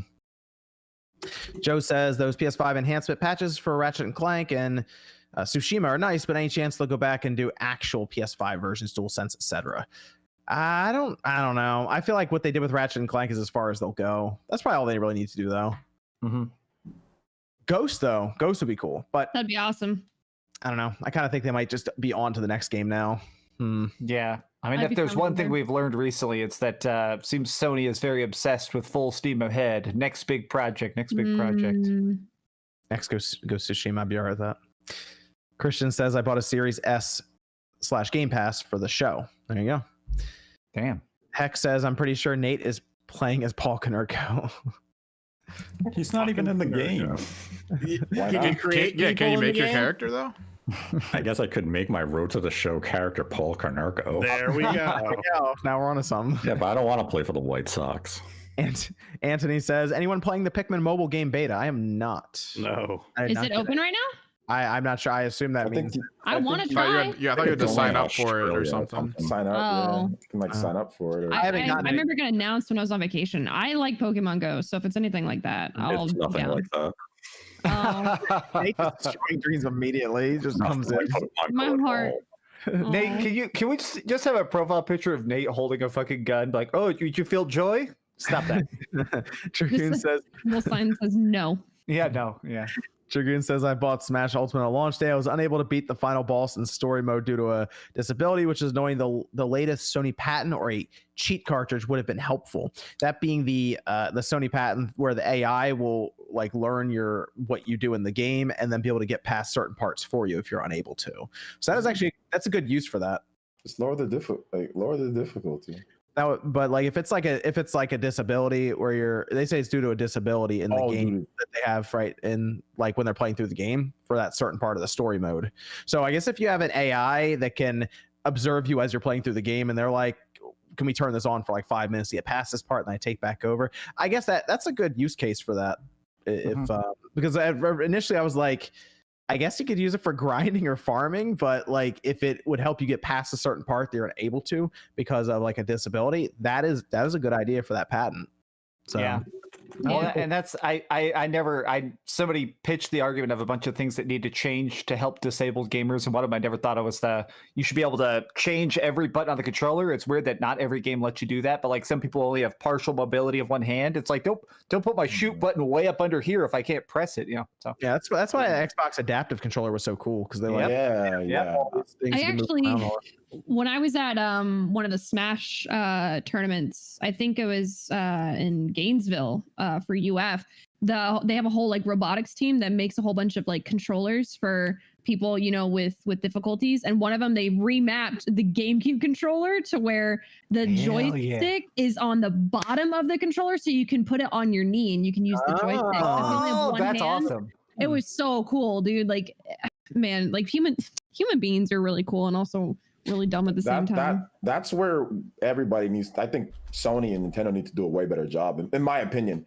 Have a whole line of them. Like, honestly, they don't have those controllers standard. Yeah, hire these kids. Yeah, people in college, they're just like, they do this for fun, like 3D printing controllers. Like the one-handed Joy-Con adapters and everything. Like, it's just amazing. Like, they brought a whole line out for that adaptive controller, because I know you can use an adapter, but like just natively add like support for that wouldn't be a bad idea. They should all have their own like that. It should be more of an emphasis. I don't ever see it, at all. Microsoft, yes, I see it, but Nintendo and Sony don't really.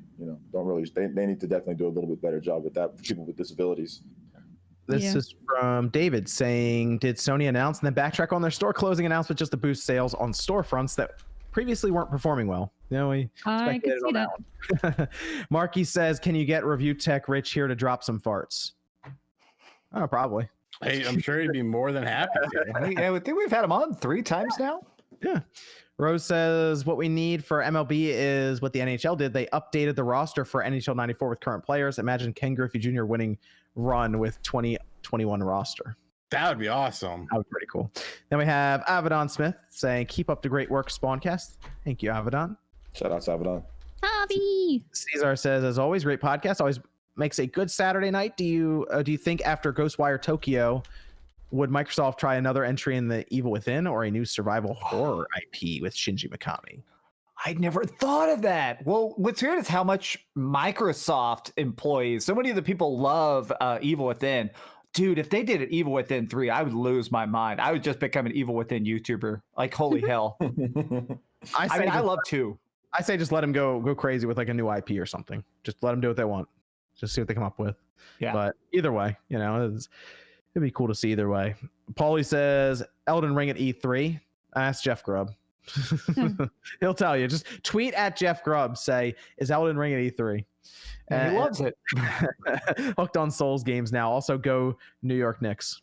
Yes, sir. Amanda, a big shout to Amanda Huntley. Amanda Huntley says, love this show, dude. Thank you, Amanda. Appreciate that. And then Anmo says, do you guys believe Stadia will be a major player soon, or will it fail? Stadia? Is that a real question? Very helpful. He's trolling. He's trolling. Yeah, I was going to say, go ahead and refresh Streamlabs. I think that's from 2018. Let's just make sure we're on current. No. Yeah, I think that's a troll. I think he's trolling. He's got to be with that. I hope so. Sooner will fit because they shut down their studios, so it's like. It's done. There was word that apparently they were talking with Kojima at one point. That was like a rumor, and. Well, nothing happened with that. So I feel like Stadia, if they were really going to do anything, they would be more as aggressive as Microsoft is with Game Pass, just with their own stuff. So Jason says, what's the latest on Halo Infinite or Infinite Halo? Talked about that too. E3. Humdrum says trademark show Starfield is this year. Forza FH5, is that Forza Horizon 5? I thought we were getting Forza Motorsport this year. No.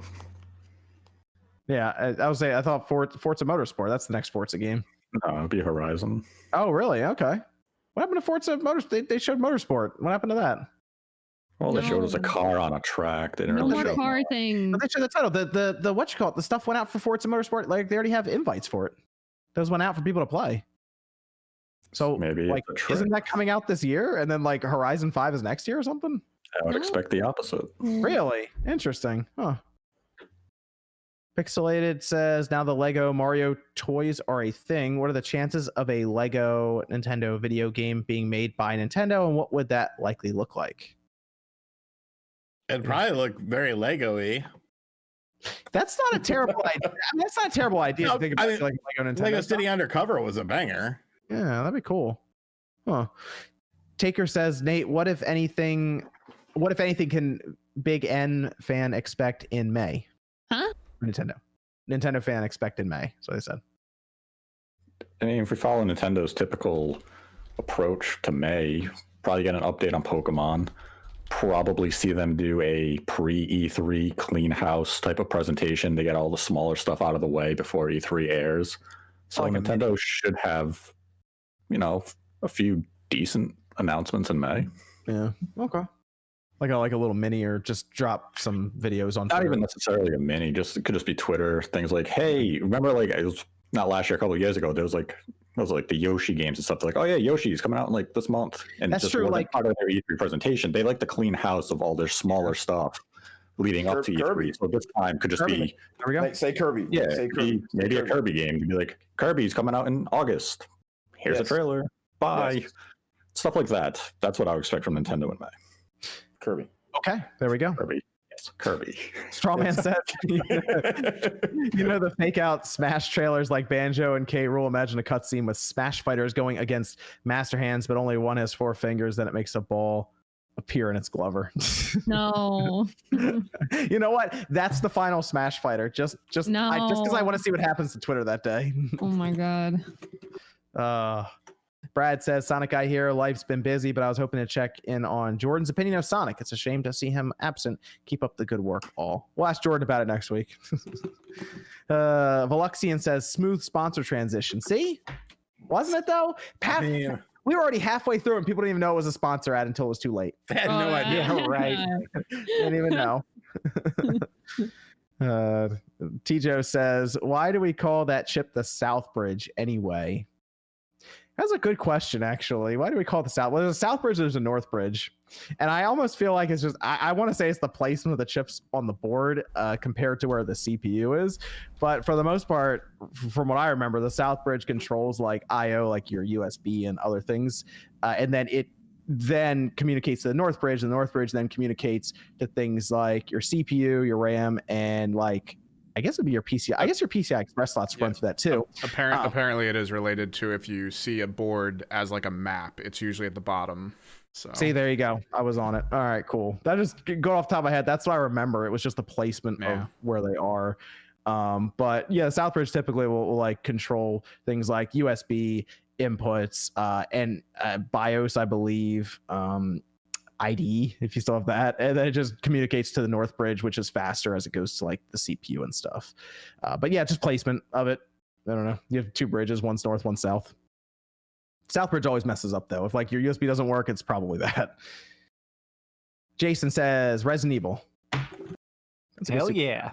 Fernando says, I just finished watching every single video on the Spawncast playlist. What do I win? Ooh, wow. My God. Oh, Victor says, when I shop at GameStop, Honey saves me money all the time. See? If you click the link below, you too can save when you buy Pokemon Snap. We don't have to pay that guy, right? He's paying us. Okay. Yeah. Mananui says, hold on a minute. Devs, do not forget how Sony threw you under the bus by announcing the closure of the Vita store without your prior knowledge. I think some of them will feel kind of burned for a bit. I will say that. Demetrius says, yeah, but I care about PS3 games too. Slope says, with storage and size of games, why can't we go back to playing games from discs like Switch with their carts? Does that render SSD tech useless? I just think it's just money. Like, obviously, we're gonna go to eventually it's all digital. So, like, I don't know why they would go to cartridges when it's more expensive when they're this close to going to all digital right now. So, yeah. And then we have Trom says, it's a shame Returnal, a $70 game, is launching a week before RE8, which will be $50 at Walmart. Returnal looks good, but I'm definitely waiting. Well, I mean, by that logic, Returnal is going to be $60 at Walmart. Will it? Do they do $10 off for PS5 games? I believe so, don't they? I don't know. Aren't they cheaper for all of them? Sometimes they're not. Sometimes they are. Sometimes games are. You know what's weird? Okay, so I thought about this because I was like, all right, so Sony obviously is trying to keep their stuff at 70. Demon Souls at my Walmart is just $70. Like, everything else around it is cheaper, but not Demon Souls. I'm like, that's so weird.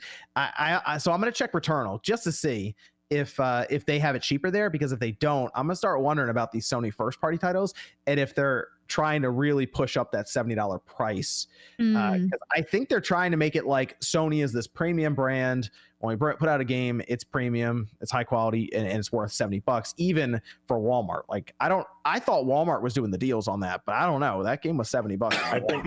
I think Sony, they're not shipping as many too. Like, I think the games are not being shipped out in certain quantities as well, because Walmart will buy by bulk and just have a bunch of them, and then they'll just be able to, like, and Amazon does the same thing, right? But I don't think Sony's really shipping out as many. I think they're trying to get people. I mean, the PSN sales are really good for them. That's where they make all the money. Like, that's where they want everybody. Like you said, all digital. So I think that's also a thing too. So they might not give them that, because the amount that they have to buy, like, the retailers aren't going to be able to buy as many games, when it comes to Sony's first party. So that's just my thought process on the people that I've spoke with when it comes to it.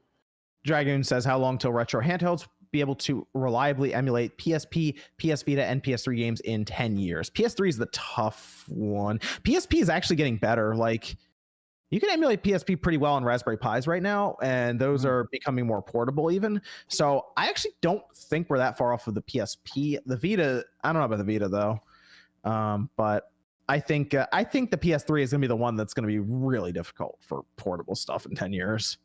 But it's getting better on PC. Evan, we have Discord questions over there? Yep. Let's see. Did anyone here play Portal Reloaded? Because we have a question about that, and I don't think any of you have said anything about it. I haven't said anything about Portal Reloaded, no. Okay. What's the question about it? It's just our thoughts on it. And okay. I mean, I didn't play it, no. It's like a fan sequel, right? I think so. Should I check it out? Supposedly, it is adjusted. If you like Portal, a lot of people, from what I've been seeing, who enjoyed the original, really enjoyed this. You just blast right through it. I assume this one's short too, then, if it's a sequel to it? It's just you blast through it? Maybe. Okay. I don't know. All right. I think Jeff Grubb tweeted about it, I think. Somebody tweeted about it and said that it is high quality, but probably, again, short, yeah. That sounds like Jeff Grubb. All right. You got another Discord question, Evan? When do we think prices on older games will settle back down? He's currently looking at Mega Man Legends, which is apparently up to 150. No, it's not. Mega Man Legends is 100. Are you serious? The CIB, I think. Mega Man Legends CIB is up to 150 versus the $50 it was apparently a year ago. Hold on. I have to look at this. Mega Man Legends, right? I'm about to sell some of my collection. Let me see. PS1. I feel really bad right now if it's actually that much money, because it's okay. Yeah. Oh God. No, it's like 75. I'm seeing it 70 something with $6 shipping. There is a $150 one here. I will say that. The Mega Man Legends 2 is still like $100, but Mega Man Legends 2 has always been expensive. There was one that sold for 157 CIB. That seems to be the anomaly. Most of them are around. I do see one here for 150 Black Label, but they just have it listed, and they're making you pay $8 for expedited shipping. Well, no, a Black Label tested no scratches sold on April 18th for 157. Wow, weird. I'm looking at price charting. I feel bad. One of my old friends gave me it for free like a year ago. Yeah, same. Now I feel bad. I got black label Castlevania. Shout out to Ben. And the answer to your question is not anytime soon, because this retro bubble has supposedly been about to burst for what, 5-10 years now, but look at every system is still trending upwards. Yeah, GameCube is getting out of control. I need like too many games to come back so I can actually go to too many games, try to get some deals. I think the thing that people don't realize is that this is a scarcity issue now. The whole thing of like more and more people are curious about this stuff, but the people that have it aren't selling anymore. You know, the actual copies circulating is getting rarer and rarer. Assholes like me. I know. Yeah, think about it. I've got 2,000 games Sean. or something. I'm not selling them. Yeah, Selling shit. Internet hiccup. Okay, so let's talk about E3 for a minute here, because we have Square now going to E3, which I feel like is kind of expected. Mm-hmm. I don't think anyone's surprised about them going, but we have actually quite a decent roster, I would say, building up right now for E3, which includes obviously Nintendo, Microsoft. Is it Koch or Koch Media? I think it's Koch Media. Koch. I still get. I've heard way too many people say Coke Media because it's like the German pronunciation or something. I've been calling it Coach. That's what I'm. That's German? probably not. Coach. Coach. Yeah, I've been calling him Cock Media. Okay, so it looks like Square will be there along with Capcom, Warner Bros, Nintendo, Microsoft, and Konami. Which I gotta say, people are sleeping on Konami or something out here. I don't know. No one thinks it's weird that Konami like specifically is announced to be heading to E3. What do you think, Nate? We know. I brought this up when they were first listed. I said, isn't that curious that Konami is on the E3 presentation list? Were they not at E3 2019 to show off that track and field game that they canceled for the Nintendo Switch? I believe they were at E3. They were. Hey, they just announced a new game that looks awesome. What? Did they not? Which one? What? The one on Steam, right? It's on No, Steam now. the Indies event. Yeah, it's on Steam. It's on the Switch. Who gives a shit about this? Talk about the Switch. No one cares about Steam. Talk about Konami making a new, awesome-looking game, and they have more for this year. Do they? More for this year? Really? Announcement-wise, yeah. Huh. Should I go and grab my copies of Silent Hill off the shelf? So obviously Silent Hill's not coming out this year because they haven't even announced it yet. Like that's 2022 maybe. We got Metal Gear Solid stuff happening this year, Nate? Metal Gear Solid? No, not like a new one, but like, are they bringing like 1 and 2 or 2 and 3 to the Switch, like the collection? No. Can we do that? Oh man. What about Rising? What about Revengeance? What about Revengeance? Is that got trademarked? That heading to the Switch too? Yeah. I think that's just a renewal type of trademark, just so they can keep it. Why? Why do they want it? They're not going to do shit with it. You know, they don't know that. They had a nice number 2 on a Sony presentation, like 6 years ago. They take a lot of number 2s. What about Contra? Didn't you like Contra? Oh, no, that game was terrible. Didn't they just announce a Silent Hill Pachinko or something? Probably. Are you? Yeah. I'm just gonna say yes. There was something new. Yeah, statistically, probably. But they did because somebody sent it to me. I don't remember what it was. I mean, they've had one forever. Yeah, but I think there was I think they like new updated going or on with something. it. I'm gonna say yes. You know, I just want them to bring back Silent Hill Arcade. Did anybody ever play Silent Hill Arcade? It was terrible. Well, what about some Castlevania stuff? We got Castlevania stuff coming? Yes. Can we get Castlevania should have been stuff they should have done when the show first aired. They're late. True. It's Konami. They're just always confused, we assume. We need a new we need a new Castlevania, please, or like even like the DS trilogy. Like a nice like put the DS trilogy on the Switch. That would be. I'd be like, okay, I don't want anything anymore, Konami. That's fine. I'll take it. And I'll just like, don't give me anything else. I'll take that because those DS games are just stuck. Even the GBA, even the GBA games. Yeah, the GBA games, the DS games, they're just stuck on those platforms. They're just like, there's nowhere else to play Order of Ecclesia. A collection with like some concept art thrown in there and extra collectibles. And I said I would pay $200 for that because I'm crazy. Whoa. I think I would. I'm kind of nuts. Have you looked up the price of the Castlevanias for the GBA and the DS? Yeah, they're expensive. It's ridiculous to buy those games now, especially Order of Ecclesia. It's like well over $100. And that is low key might be like the best Castlevania game. Like it's not like it's the best DS one for sure. So I think. All right. So we talked about Konami. I disagree. I say Dawn of Souls is better. As an Order of Ecclesia? Yes, that's one of my favorite. I'll put that against any Castlevania. I don't know why. I mean, that is a good Castlevania. Castlevania. Fucking good. It is a good Castlevania. So we have Konami, and then I guess the other one that would be a bit smaller, people are overlooking, because I did a poll on it, and it was like at the bottom is Koch Media or Koch Media or whatever, showing up at E3. They have a lot of studios though. That's the biggest thing. It's Embracer Group. They have I think they said at one point they had 80 games in development.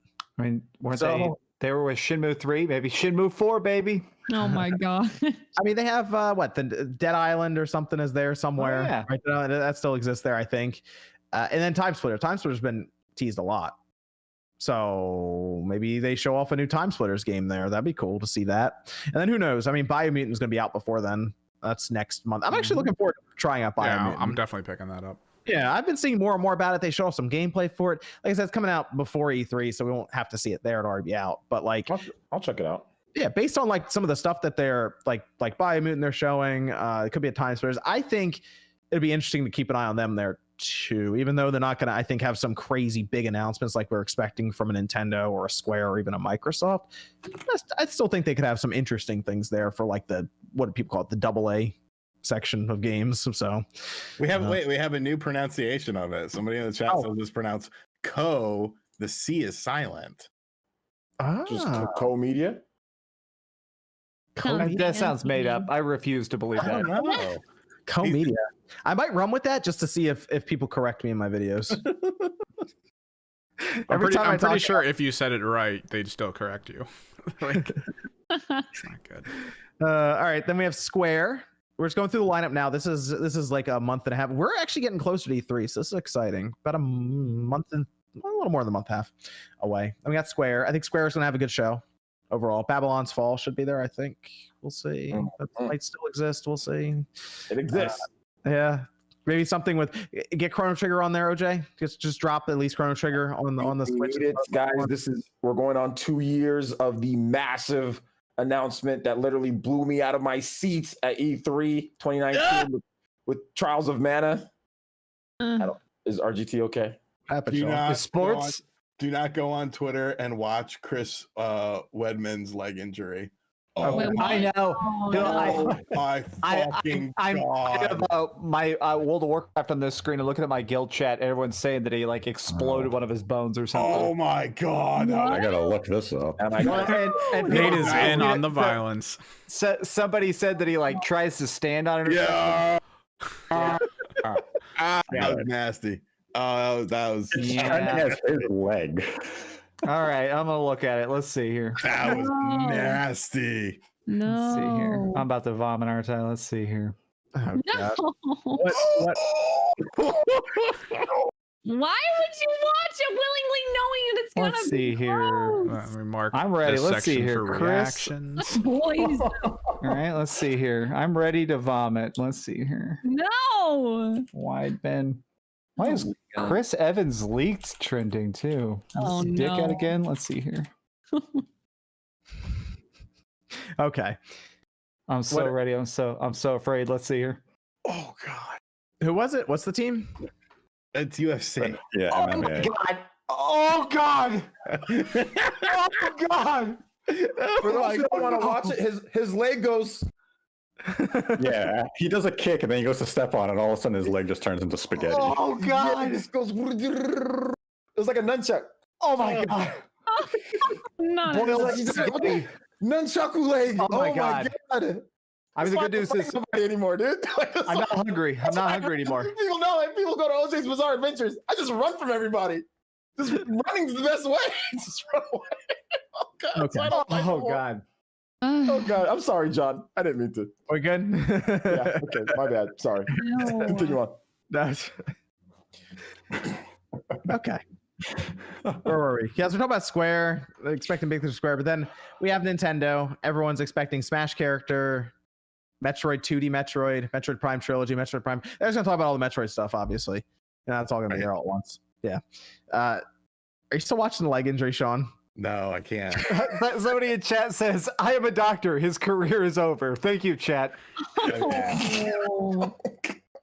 It's just such a funny comment. Like, thank you, Saturday Night Doctor. Okay. He'll walk it off. Shut the hell up. Ban that man in chat. So Nintendo. Any big things are expected from Nintendo? You think Mario Kart 9 is going to be there? No. No. It's there, baby. I think they'll have some other stuff though. I think they'll have coming. There's all the stuff. Some surprise. Everything's coming. Anything that you guys think is gonna come, it's coming. Let's go. Best E3 ever. Best E3 ever. Okay. Yes, sir. People, I think, are getting a bit more excited about E3. Microsoft, I assume, is going to go first, like usual. I don't know if EA is going to do EA Play. Let me ask you a question though, John. Just back to Square Enix before Mr. Spaghetti Lake happened. Do you think that Square Enix? What do you think about that? Because Trials of Mana 2 years ago, 1.3 million, very good for that game. That was good. Very, very, very good. Very good for that game. So, what do you think, man? There's got to be some type of classic franchise they're bringing back. You know, like it's time, right? Chrono Trigger, it's time. I think they were doing deals with Forever Entertainment as well, right? I hope the deal doesn't involve Chrono Trigger, but yeah, they are doing deals with them. I'm trying to think of what Forever Entertainment they're going to give them, because I don't think they're going to give them Chrono Trigger. Like that's not a good idea. They'll give them like never like ever put Chrono Trigger and Forever Entertainment in the same sentence again. But Nate, what is it? You saw how House Dead looks good. All right, come on. We saw a trailer. We don't know how it plays yet. They're on the come up right now. Okay. Yeah, because Hollow was so good. All right. So I feel like Forever will do one of their smaller franchises, like older legacy ones. So I could see them. I'm trying to think of something like what they do, like a Vagrant story, or I'm trying to think of like not the big Square Enix games, but like something like this, like mid tier. That's what I'm thinking they'll be doing. I don't think they'll be doing anything massive there. I think Chrono Trigger, they'll just do that in house if they want to do it. Like they're not Parasite Eve. That would be one I could see Forever actually doing. Yeah, I think Parasite. Eve they did that other Square Enix IP. What was the Women Spies? What's it called? It was terrible. Fear Effect. Yeah, Fear Effect. Yeah. I could see them do Parasite Eve though. That's one that they could probably try to tackle. But they're not getting, like I said, they're not going to get like Chrono Trigger or Final Fantasy. But I mean, hot take. I played the Parasite Eve games a little bit recently. Those games aged real bad. They need a new game. It'd be great. Okay. But if they take the PS Third birthday. Yeah, third birthday. I don't hate Third Birthday. I mean, I think the controls are great. The story is weird. Oh, it's real weird. Chat, I like the bouncer. Do the bouncer. That'd be fun. Yeah. All right. Why not? No, leave the bouncer alone. Dude, that game looked incredible at the time when it came out. Yeah, it's like a launch PS2 game. It was like, wow, this is next gen. Yeah. But then it was a 45-minute game. Yeah. You played through it like 30 times. That was the idea. Yeah, but it wasn't worth playing 30 times. No, I guess it was about beating it in front of your friends, and that was it. That was my first PS2 game. I got my PS2, went home with the bouncer, beat it in an hour, and I was like, I have nothing else to play. I made a mistake. I had a choice: the bouncer or Onimusha, and I chose the bouncer. Oh, you fucked up. Oh, damn! I know. Jesus, that's where the rage comes from. All right. Like, I think I sold the game the next day, and I picked up Resident Evil Code Veronica X. Recovery. So I could get the Devil May Cry demo. And then, okay, so we have Microsoft. You think Microsoft's leading off because it's like a 4-day event, but Nate, you said it's like, is it like Saturday, Sunday, it's Monday, Tuesday? Thursday. What is it? It's kind of strange. What is it? Yeah, it's like the end of the week instead of the start of the week. I have to look at the calendar. It's June 12th. Yeah, see what the dates were, because I thought you pointed it out. You're like, it's a little different than usual. Yeah. Because they're not going to have, obviously they don't have to count for like the back half of the whole convention where they don't have presentations, but they have a lot of stuff happening on the show floor. 12th through the 15th. So it's Saturday to Tuesday. Okay. Yeah. That's fine. So I guess they'll be, I think, more front loading a lot of that stuff because they still want to do a lot of their, they're apparently going to have people come together through Zoom meetings, I guess, and stuff that they're going to organize is the idea. But yeah, you're right. Because usually the 12th, or like a Saturday, is when EA would do it before E3, and then Microsoft would go Sunday, and then Monday technically E3 starts. So that's the curious thing. Do you have Microsoft go Friday? Does Nintendo do their direct Saturday morning? Or do they just say, screw it, we'll do Thursday because that's when we like to do directs, and they just do it 2 days before E3? Good. Because if you think about it, they want to get their announcements out there because then they have people to talk to and things to do. So there's no point in them waiting until like halfway through E3 to put their presentations out. If there's no demos, there's no show floor, so you're not restricted to any specific day. Nintendo chose Tuesday morning because they would do their presentation, or when they used to have their live show, it was you went to their conference, and from the conference you went to the show floor to begin to demo all those games. This year, with everything just digital, they don't have to do that. So I wonder if they do try to position it a day ahead of time, or if they just say the last day is Tuesday. That's when we're going to host our direct. Tuesday, as always, for E3. But at the same time, Nintendo typically has Treehouse Live during the E3 week. So do you go Saturday morning and then have Treehouse Live Saturday, Sunday, Monday, Tuesday? Yeah, that's the other thing. They have Treehouse stuff to do. So I feel like Nintendo will want to go pretty quick. Microsoft could go even before all this starts too. So that might be the better idea. The week before, just start pushing out these presentations and then spend the rest of the week for like Square, Ubisoft, who's going to be there, and a few others to do their presentations. But you know what? I'm a bit more hopeful for E3. I think when they first were announcing it, we were like, I don't know. This but better than last year's bullshit nonsense with Keighley. Last year was all over the place. That was the problem. Terrible. I even think the Summer Games Fest is going to be shrunken down to like a week long. I don't think. Excuse me. What did you say about Keighley, sir? Oh no. You heard me. No, I did not hear. What did you say? Horrible show. Oh, okay. No problem. Crazy though. I feel like we were singing such a different tune. Not even 2 years ago. we were like, oh, this could, I know I was like, this could be great. No, I was but also like E3's done for, and I feel like a lot of people are really excited for it now. Like I think a lot of people have missed it. I think we want some normalcy back too. Structure. That's what we want. Structure.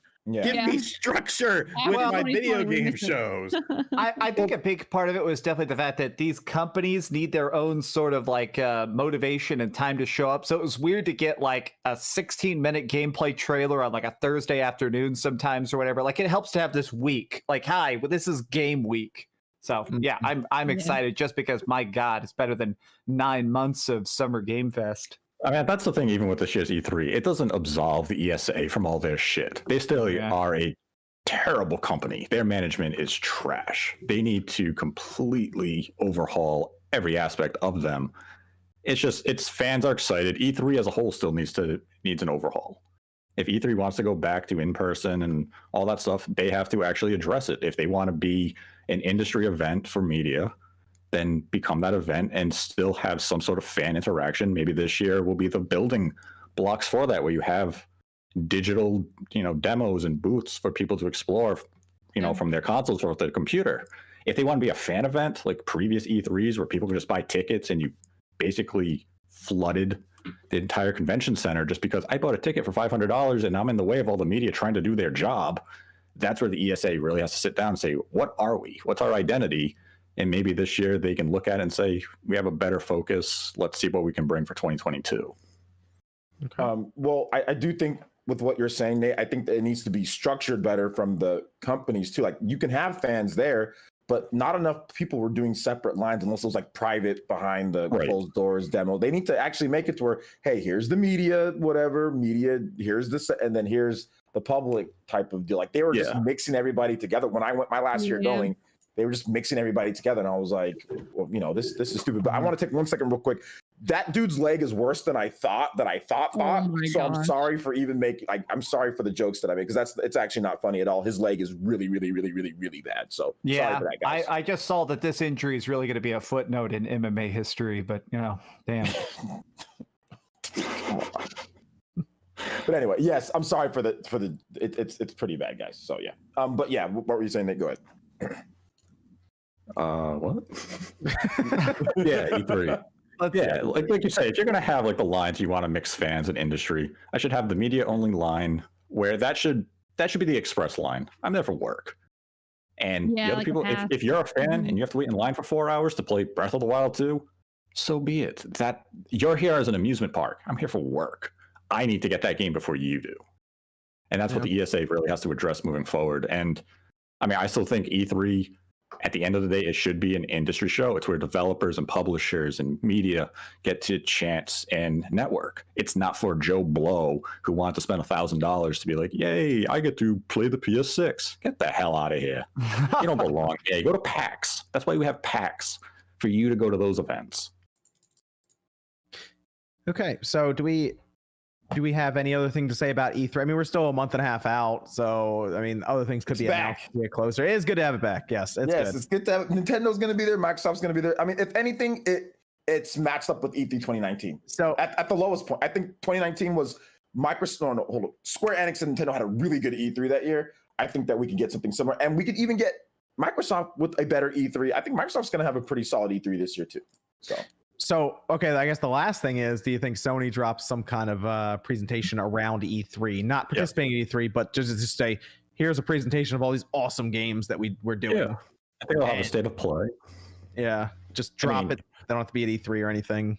I mean, when we saw them exit E3 in the previous 2 years, they tried to do their state of play, usually the week ahead of E3. Mm-hmm. So maybe they'll try to replicate that this year, or they do the week after E3. They always position it so that they're the focus. You know what I do if I'm E3, the ESA? I pretend like it's part of E3. I'm like, wow, Sony kicked off E3. Thanks, Sony. Look at all these cool games. Jeff Keighley will do that.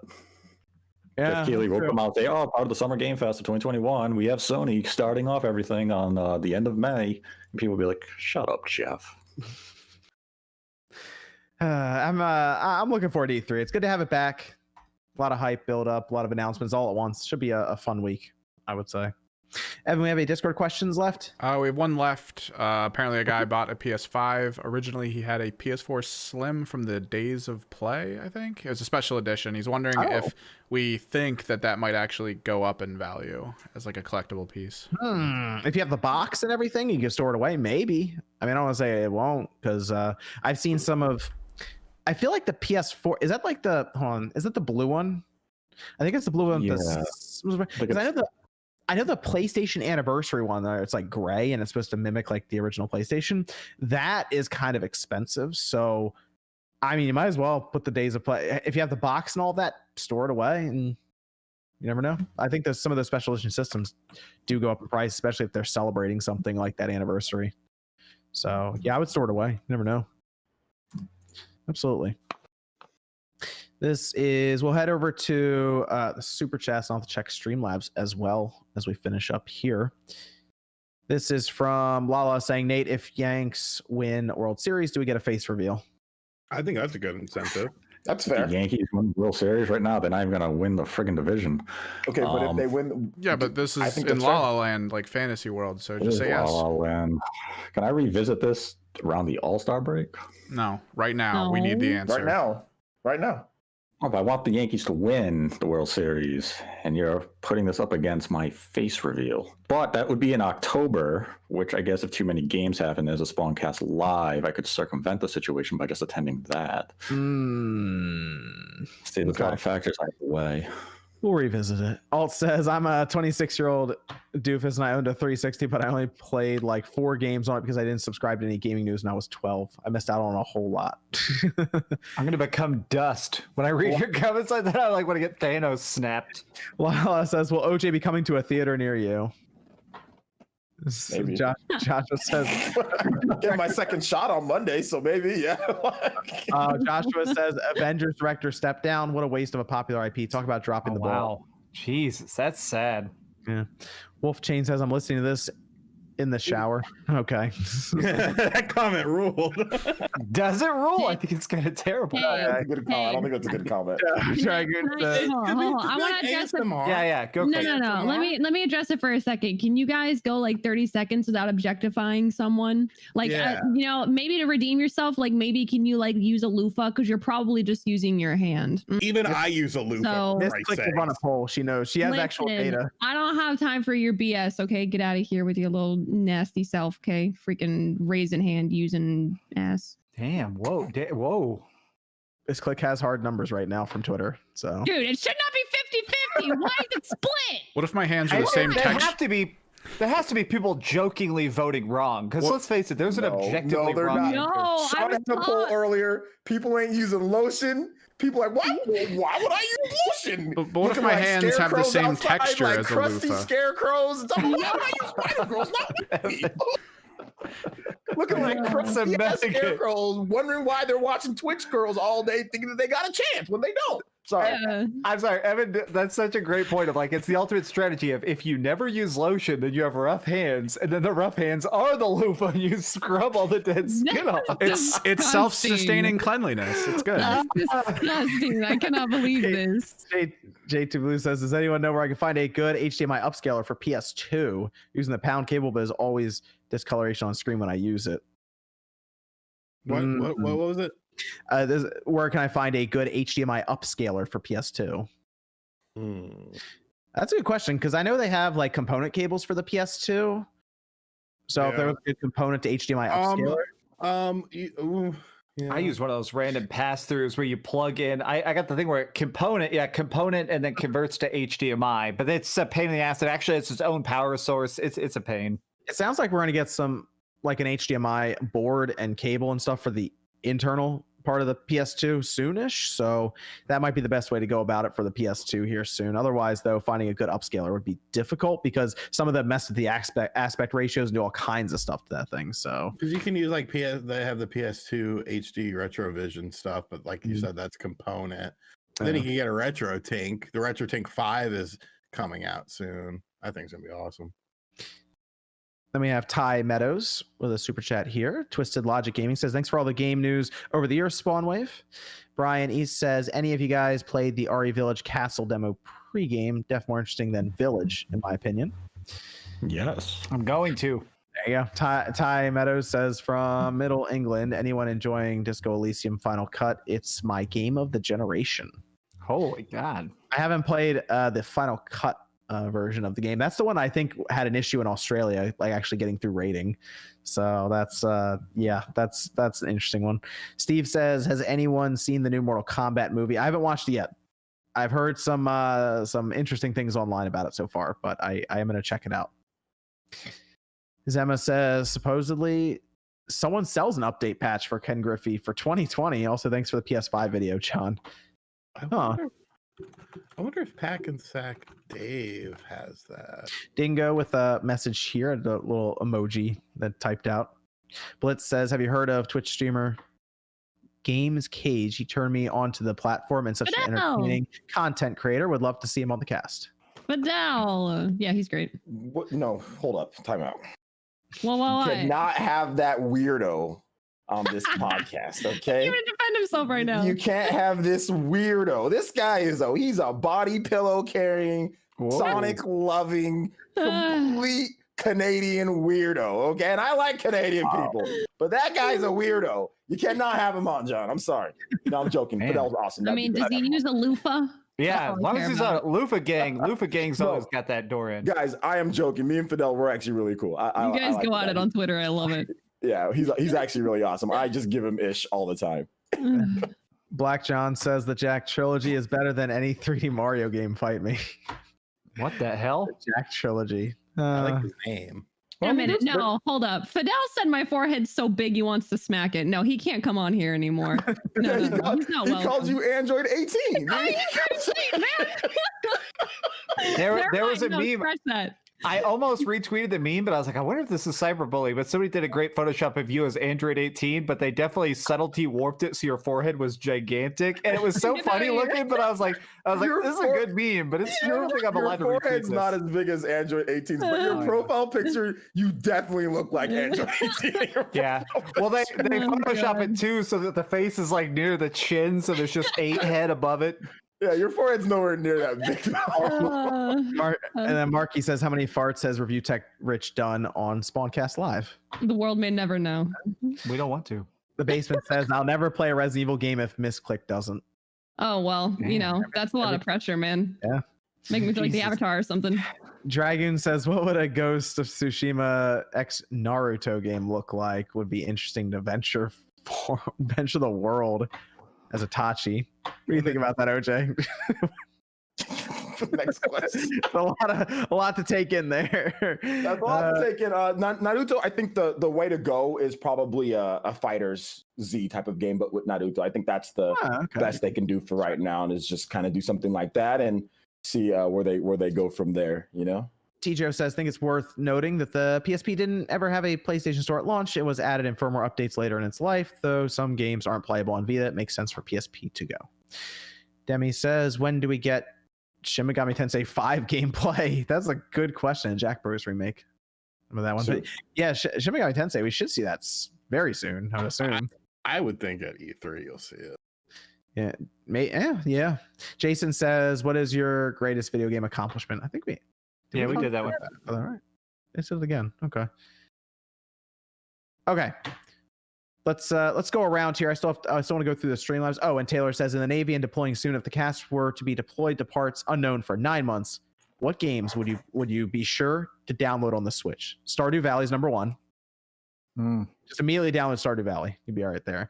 But games for the Switch that'll last you, let's say 9 months. I mean, I grab that. I love that all the Final Fantasies are on there now, and I own them all. So 7, 8, 9, 10, 12 are all fantastic, and they're good games that you can actually do multiple playthroughs of. So easy pick. Just start downloading all the Final Fantasies. They're good offline games. If you're deploying for 9 months in the Navy, you're probably not going to have access to reliable internet all the time. So I would assume that all the Final Fantasies would be good.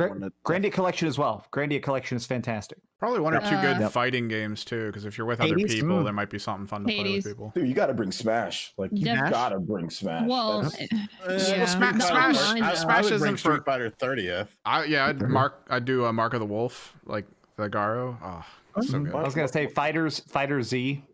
Why not Smash? I don't get it. Well, Smash is a good one because you have other people on, right? You have other people on the like with you deploying. Maybe I guess if y'all have your Switches. They might bully you though for being the guy who plays Mewtwo.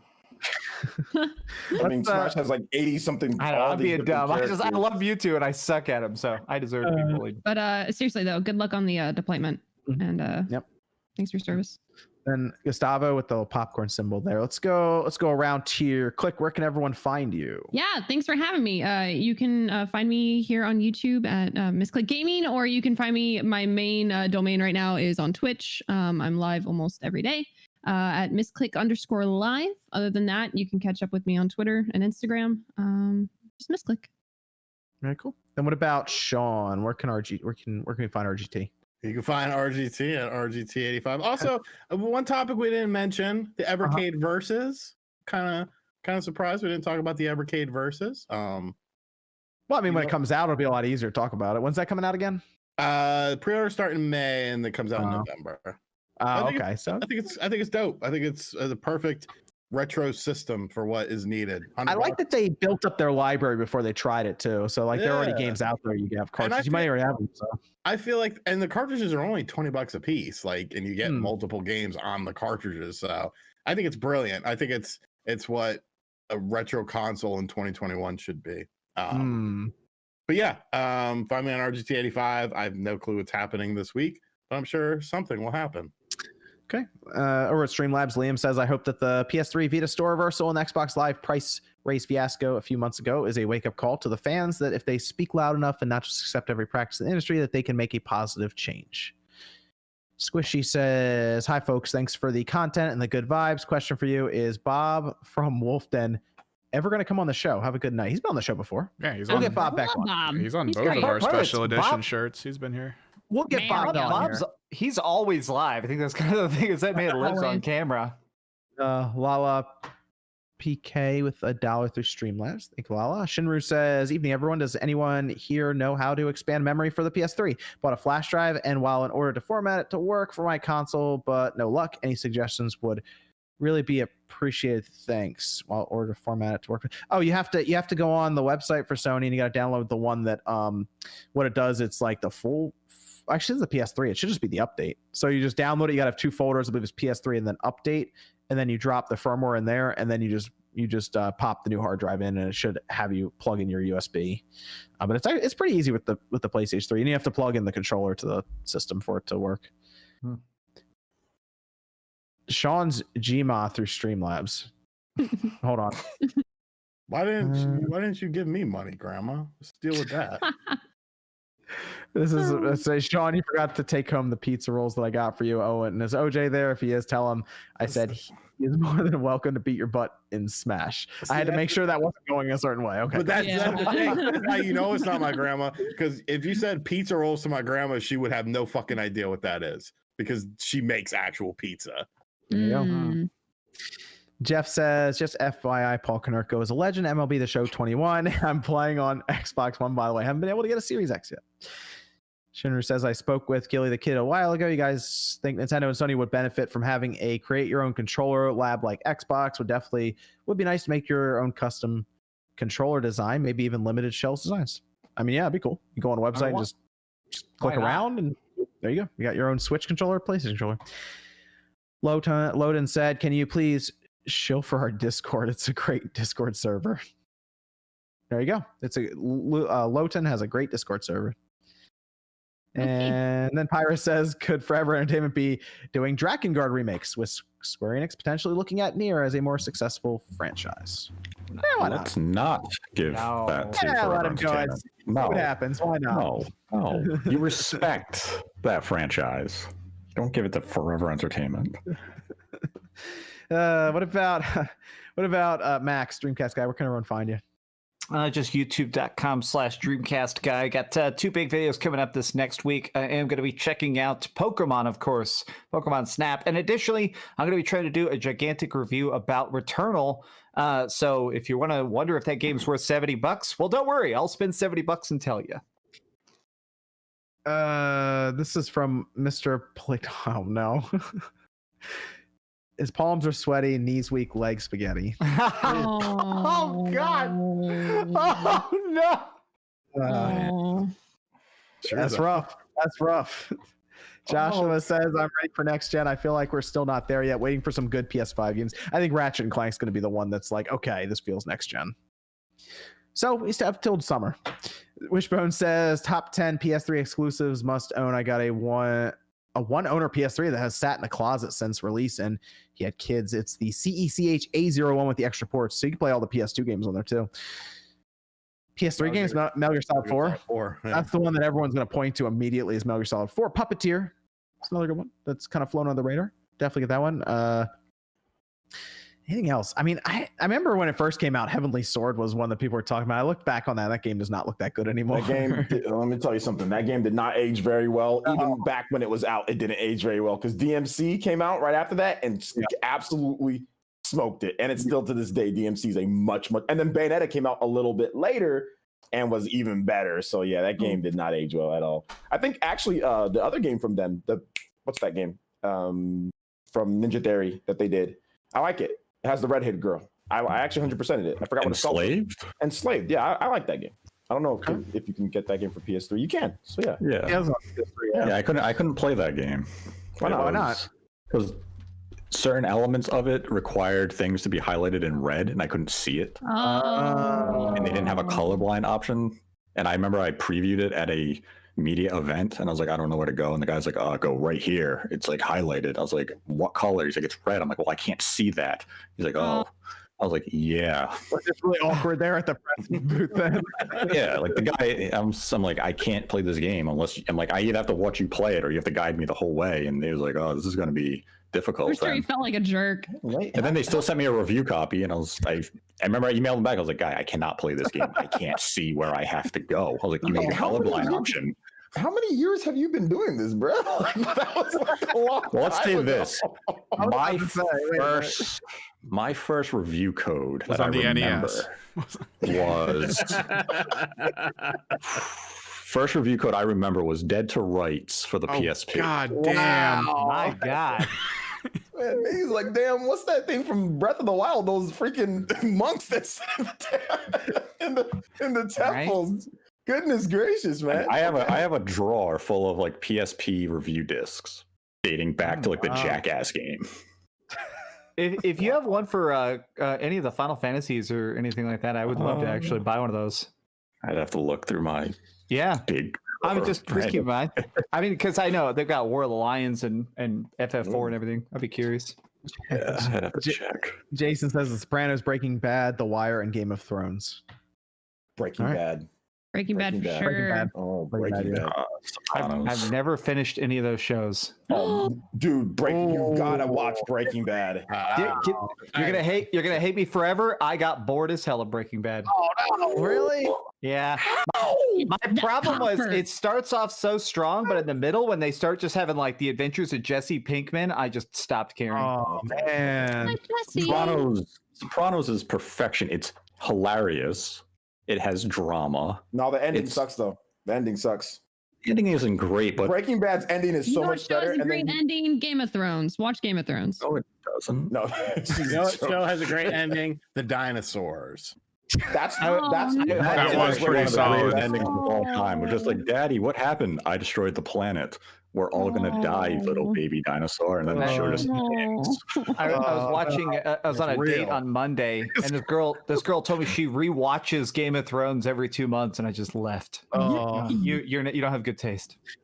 See, look, Sopranos is so good, though. See, look, Vanacera's on this completely. RetroTink 5X is coming out soon, as well as the OSSC Pro. I would wait, as they are going to be awesome. OSSC Pro might double as a Mister eventually too. Shout out to Vanessa. There we go. Awesome. She's on it. Yep. Yeah, the Retro Tinks. I can't wait for that shit. Chris says, great content work by entire Spawncast crew as usual. Thanks as always to John for organizing. Congrats to Misclick on 100K subs and AMA video. Thank you. Yum says, is it worth getting that PSP Go M2 memory adapter? I'm gonna say yes, because I mean the PSP Go is a good form factor for just dropping a ton of games onto. And BM says, any favorite Flash game? No. Going back to the Newgrounds days. All right. Winnie the Pooh Home Run Derby. There was, I mean, the Flash games a lot of people liked back then is when you played as like the stick figure, the torso, and you would just you would just take out a ton of other people like in the Flash game, right? Like they have like swords and guns and knives and stuff you throw around. That's the Flash game everyone played back in the day.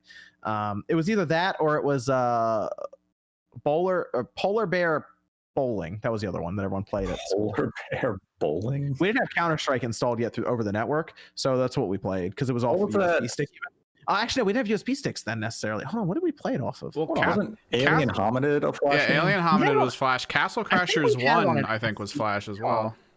We had it on a CD. Someone burned it to a CD. One of the rich kids did. And what was that other character?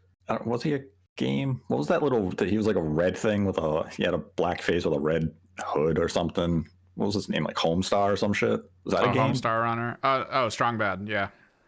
Oh yeah, Strong Bad. Was it a game? Wait. Was Adventure Quest? Anybody play Adventure Quest? I just remember we played a lot of stuff on the calculator because the stuff there was terrible. The racing games. I didn't play that one though, Clay. They had like full RPGs on these TI-83 calculators. We had to have the TI-83 Plus. All right. Yeah. there was a really good racing game on the calculators that I played all the time. Husker fan says, get K-Cree on? Does good streaming work? Okay. Derek says, any thoughts on Legacy of Kain? 2 was goated. I love them. It was one of those good series that actually had a beginning and an end that mattered across all this. It was good. And Rodrigo says, am I the only one who got the black 8BitDo Pro 2 best PC Switch controller? That is a very good controller. And Nate, where can everyone find you? Find me on YouTube over at Nate the Hate. MVG and I will have an episode this week. We didn't have one last week, but we will have one this week about some topic. I'm sure something will come up, or we'll just come up with an original idea and discuss that. Okay, easy enough. That's going to do it here for the Spawncast. Thanks everyone for joining us. Shout out to Honey for sponsoring the stream. We have a link down below as well. You can check out there to save all kinds of money like Sean does. All right, thanks everyone for watching. We'll see you guys next Saturday night, 9 p.m. Eastern time. Watch your leg.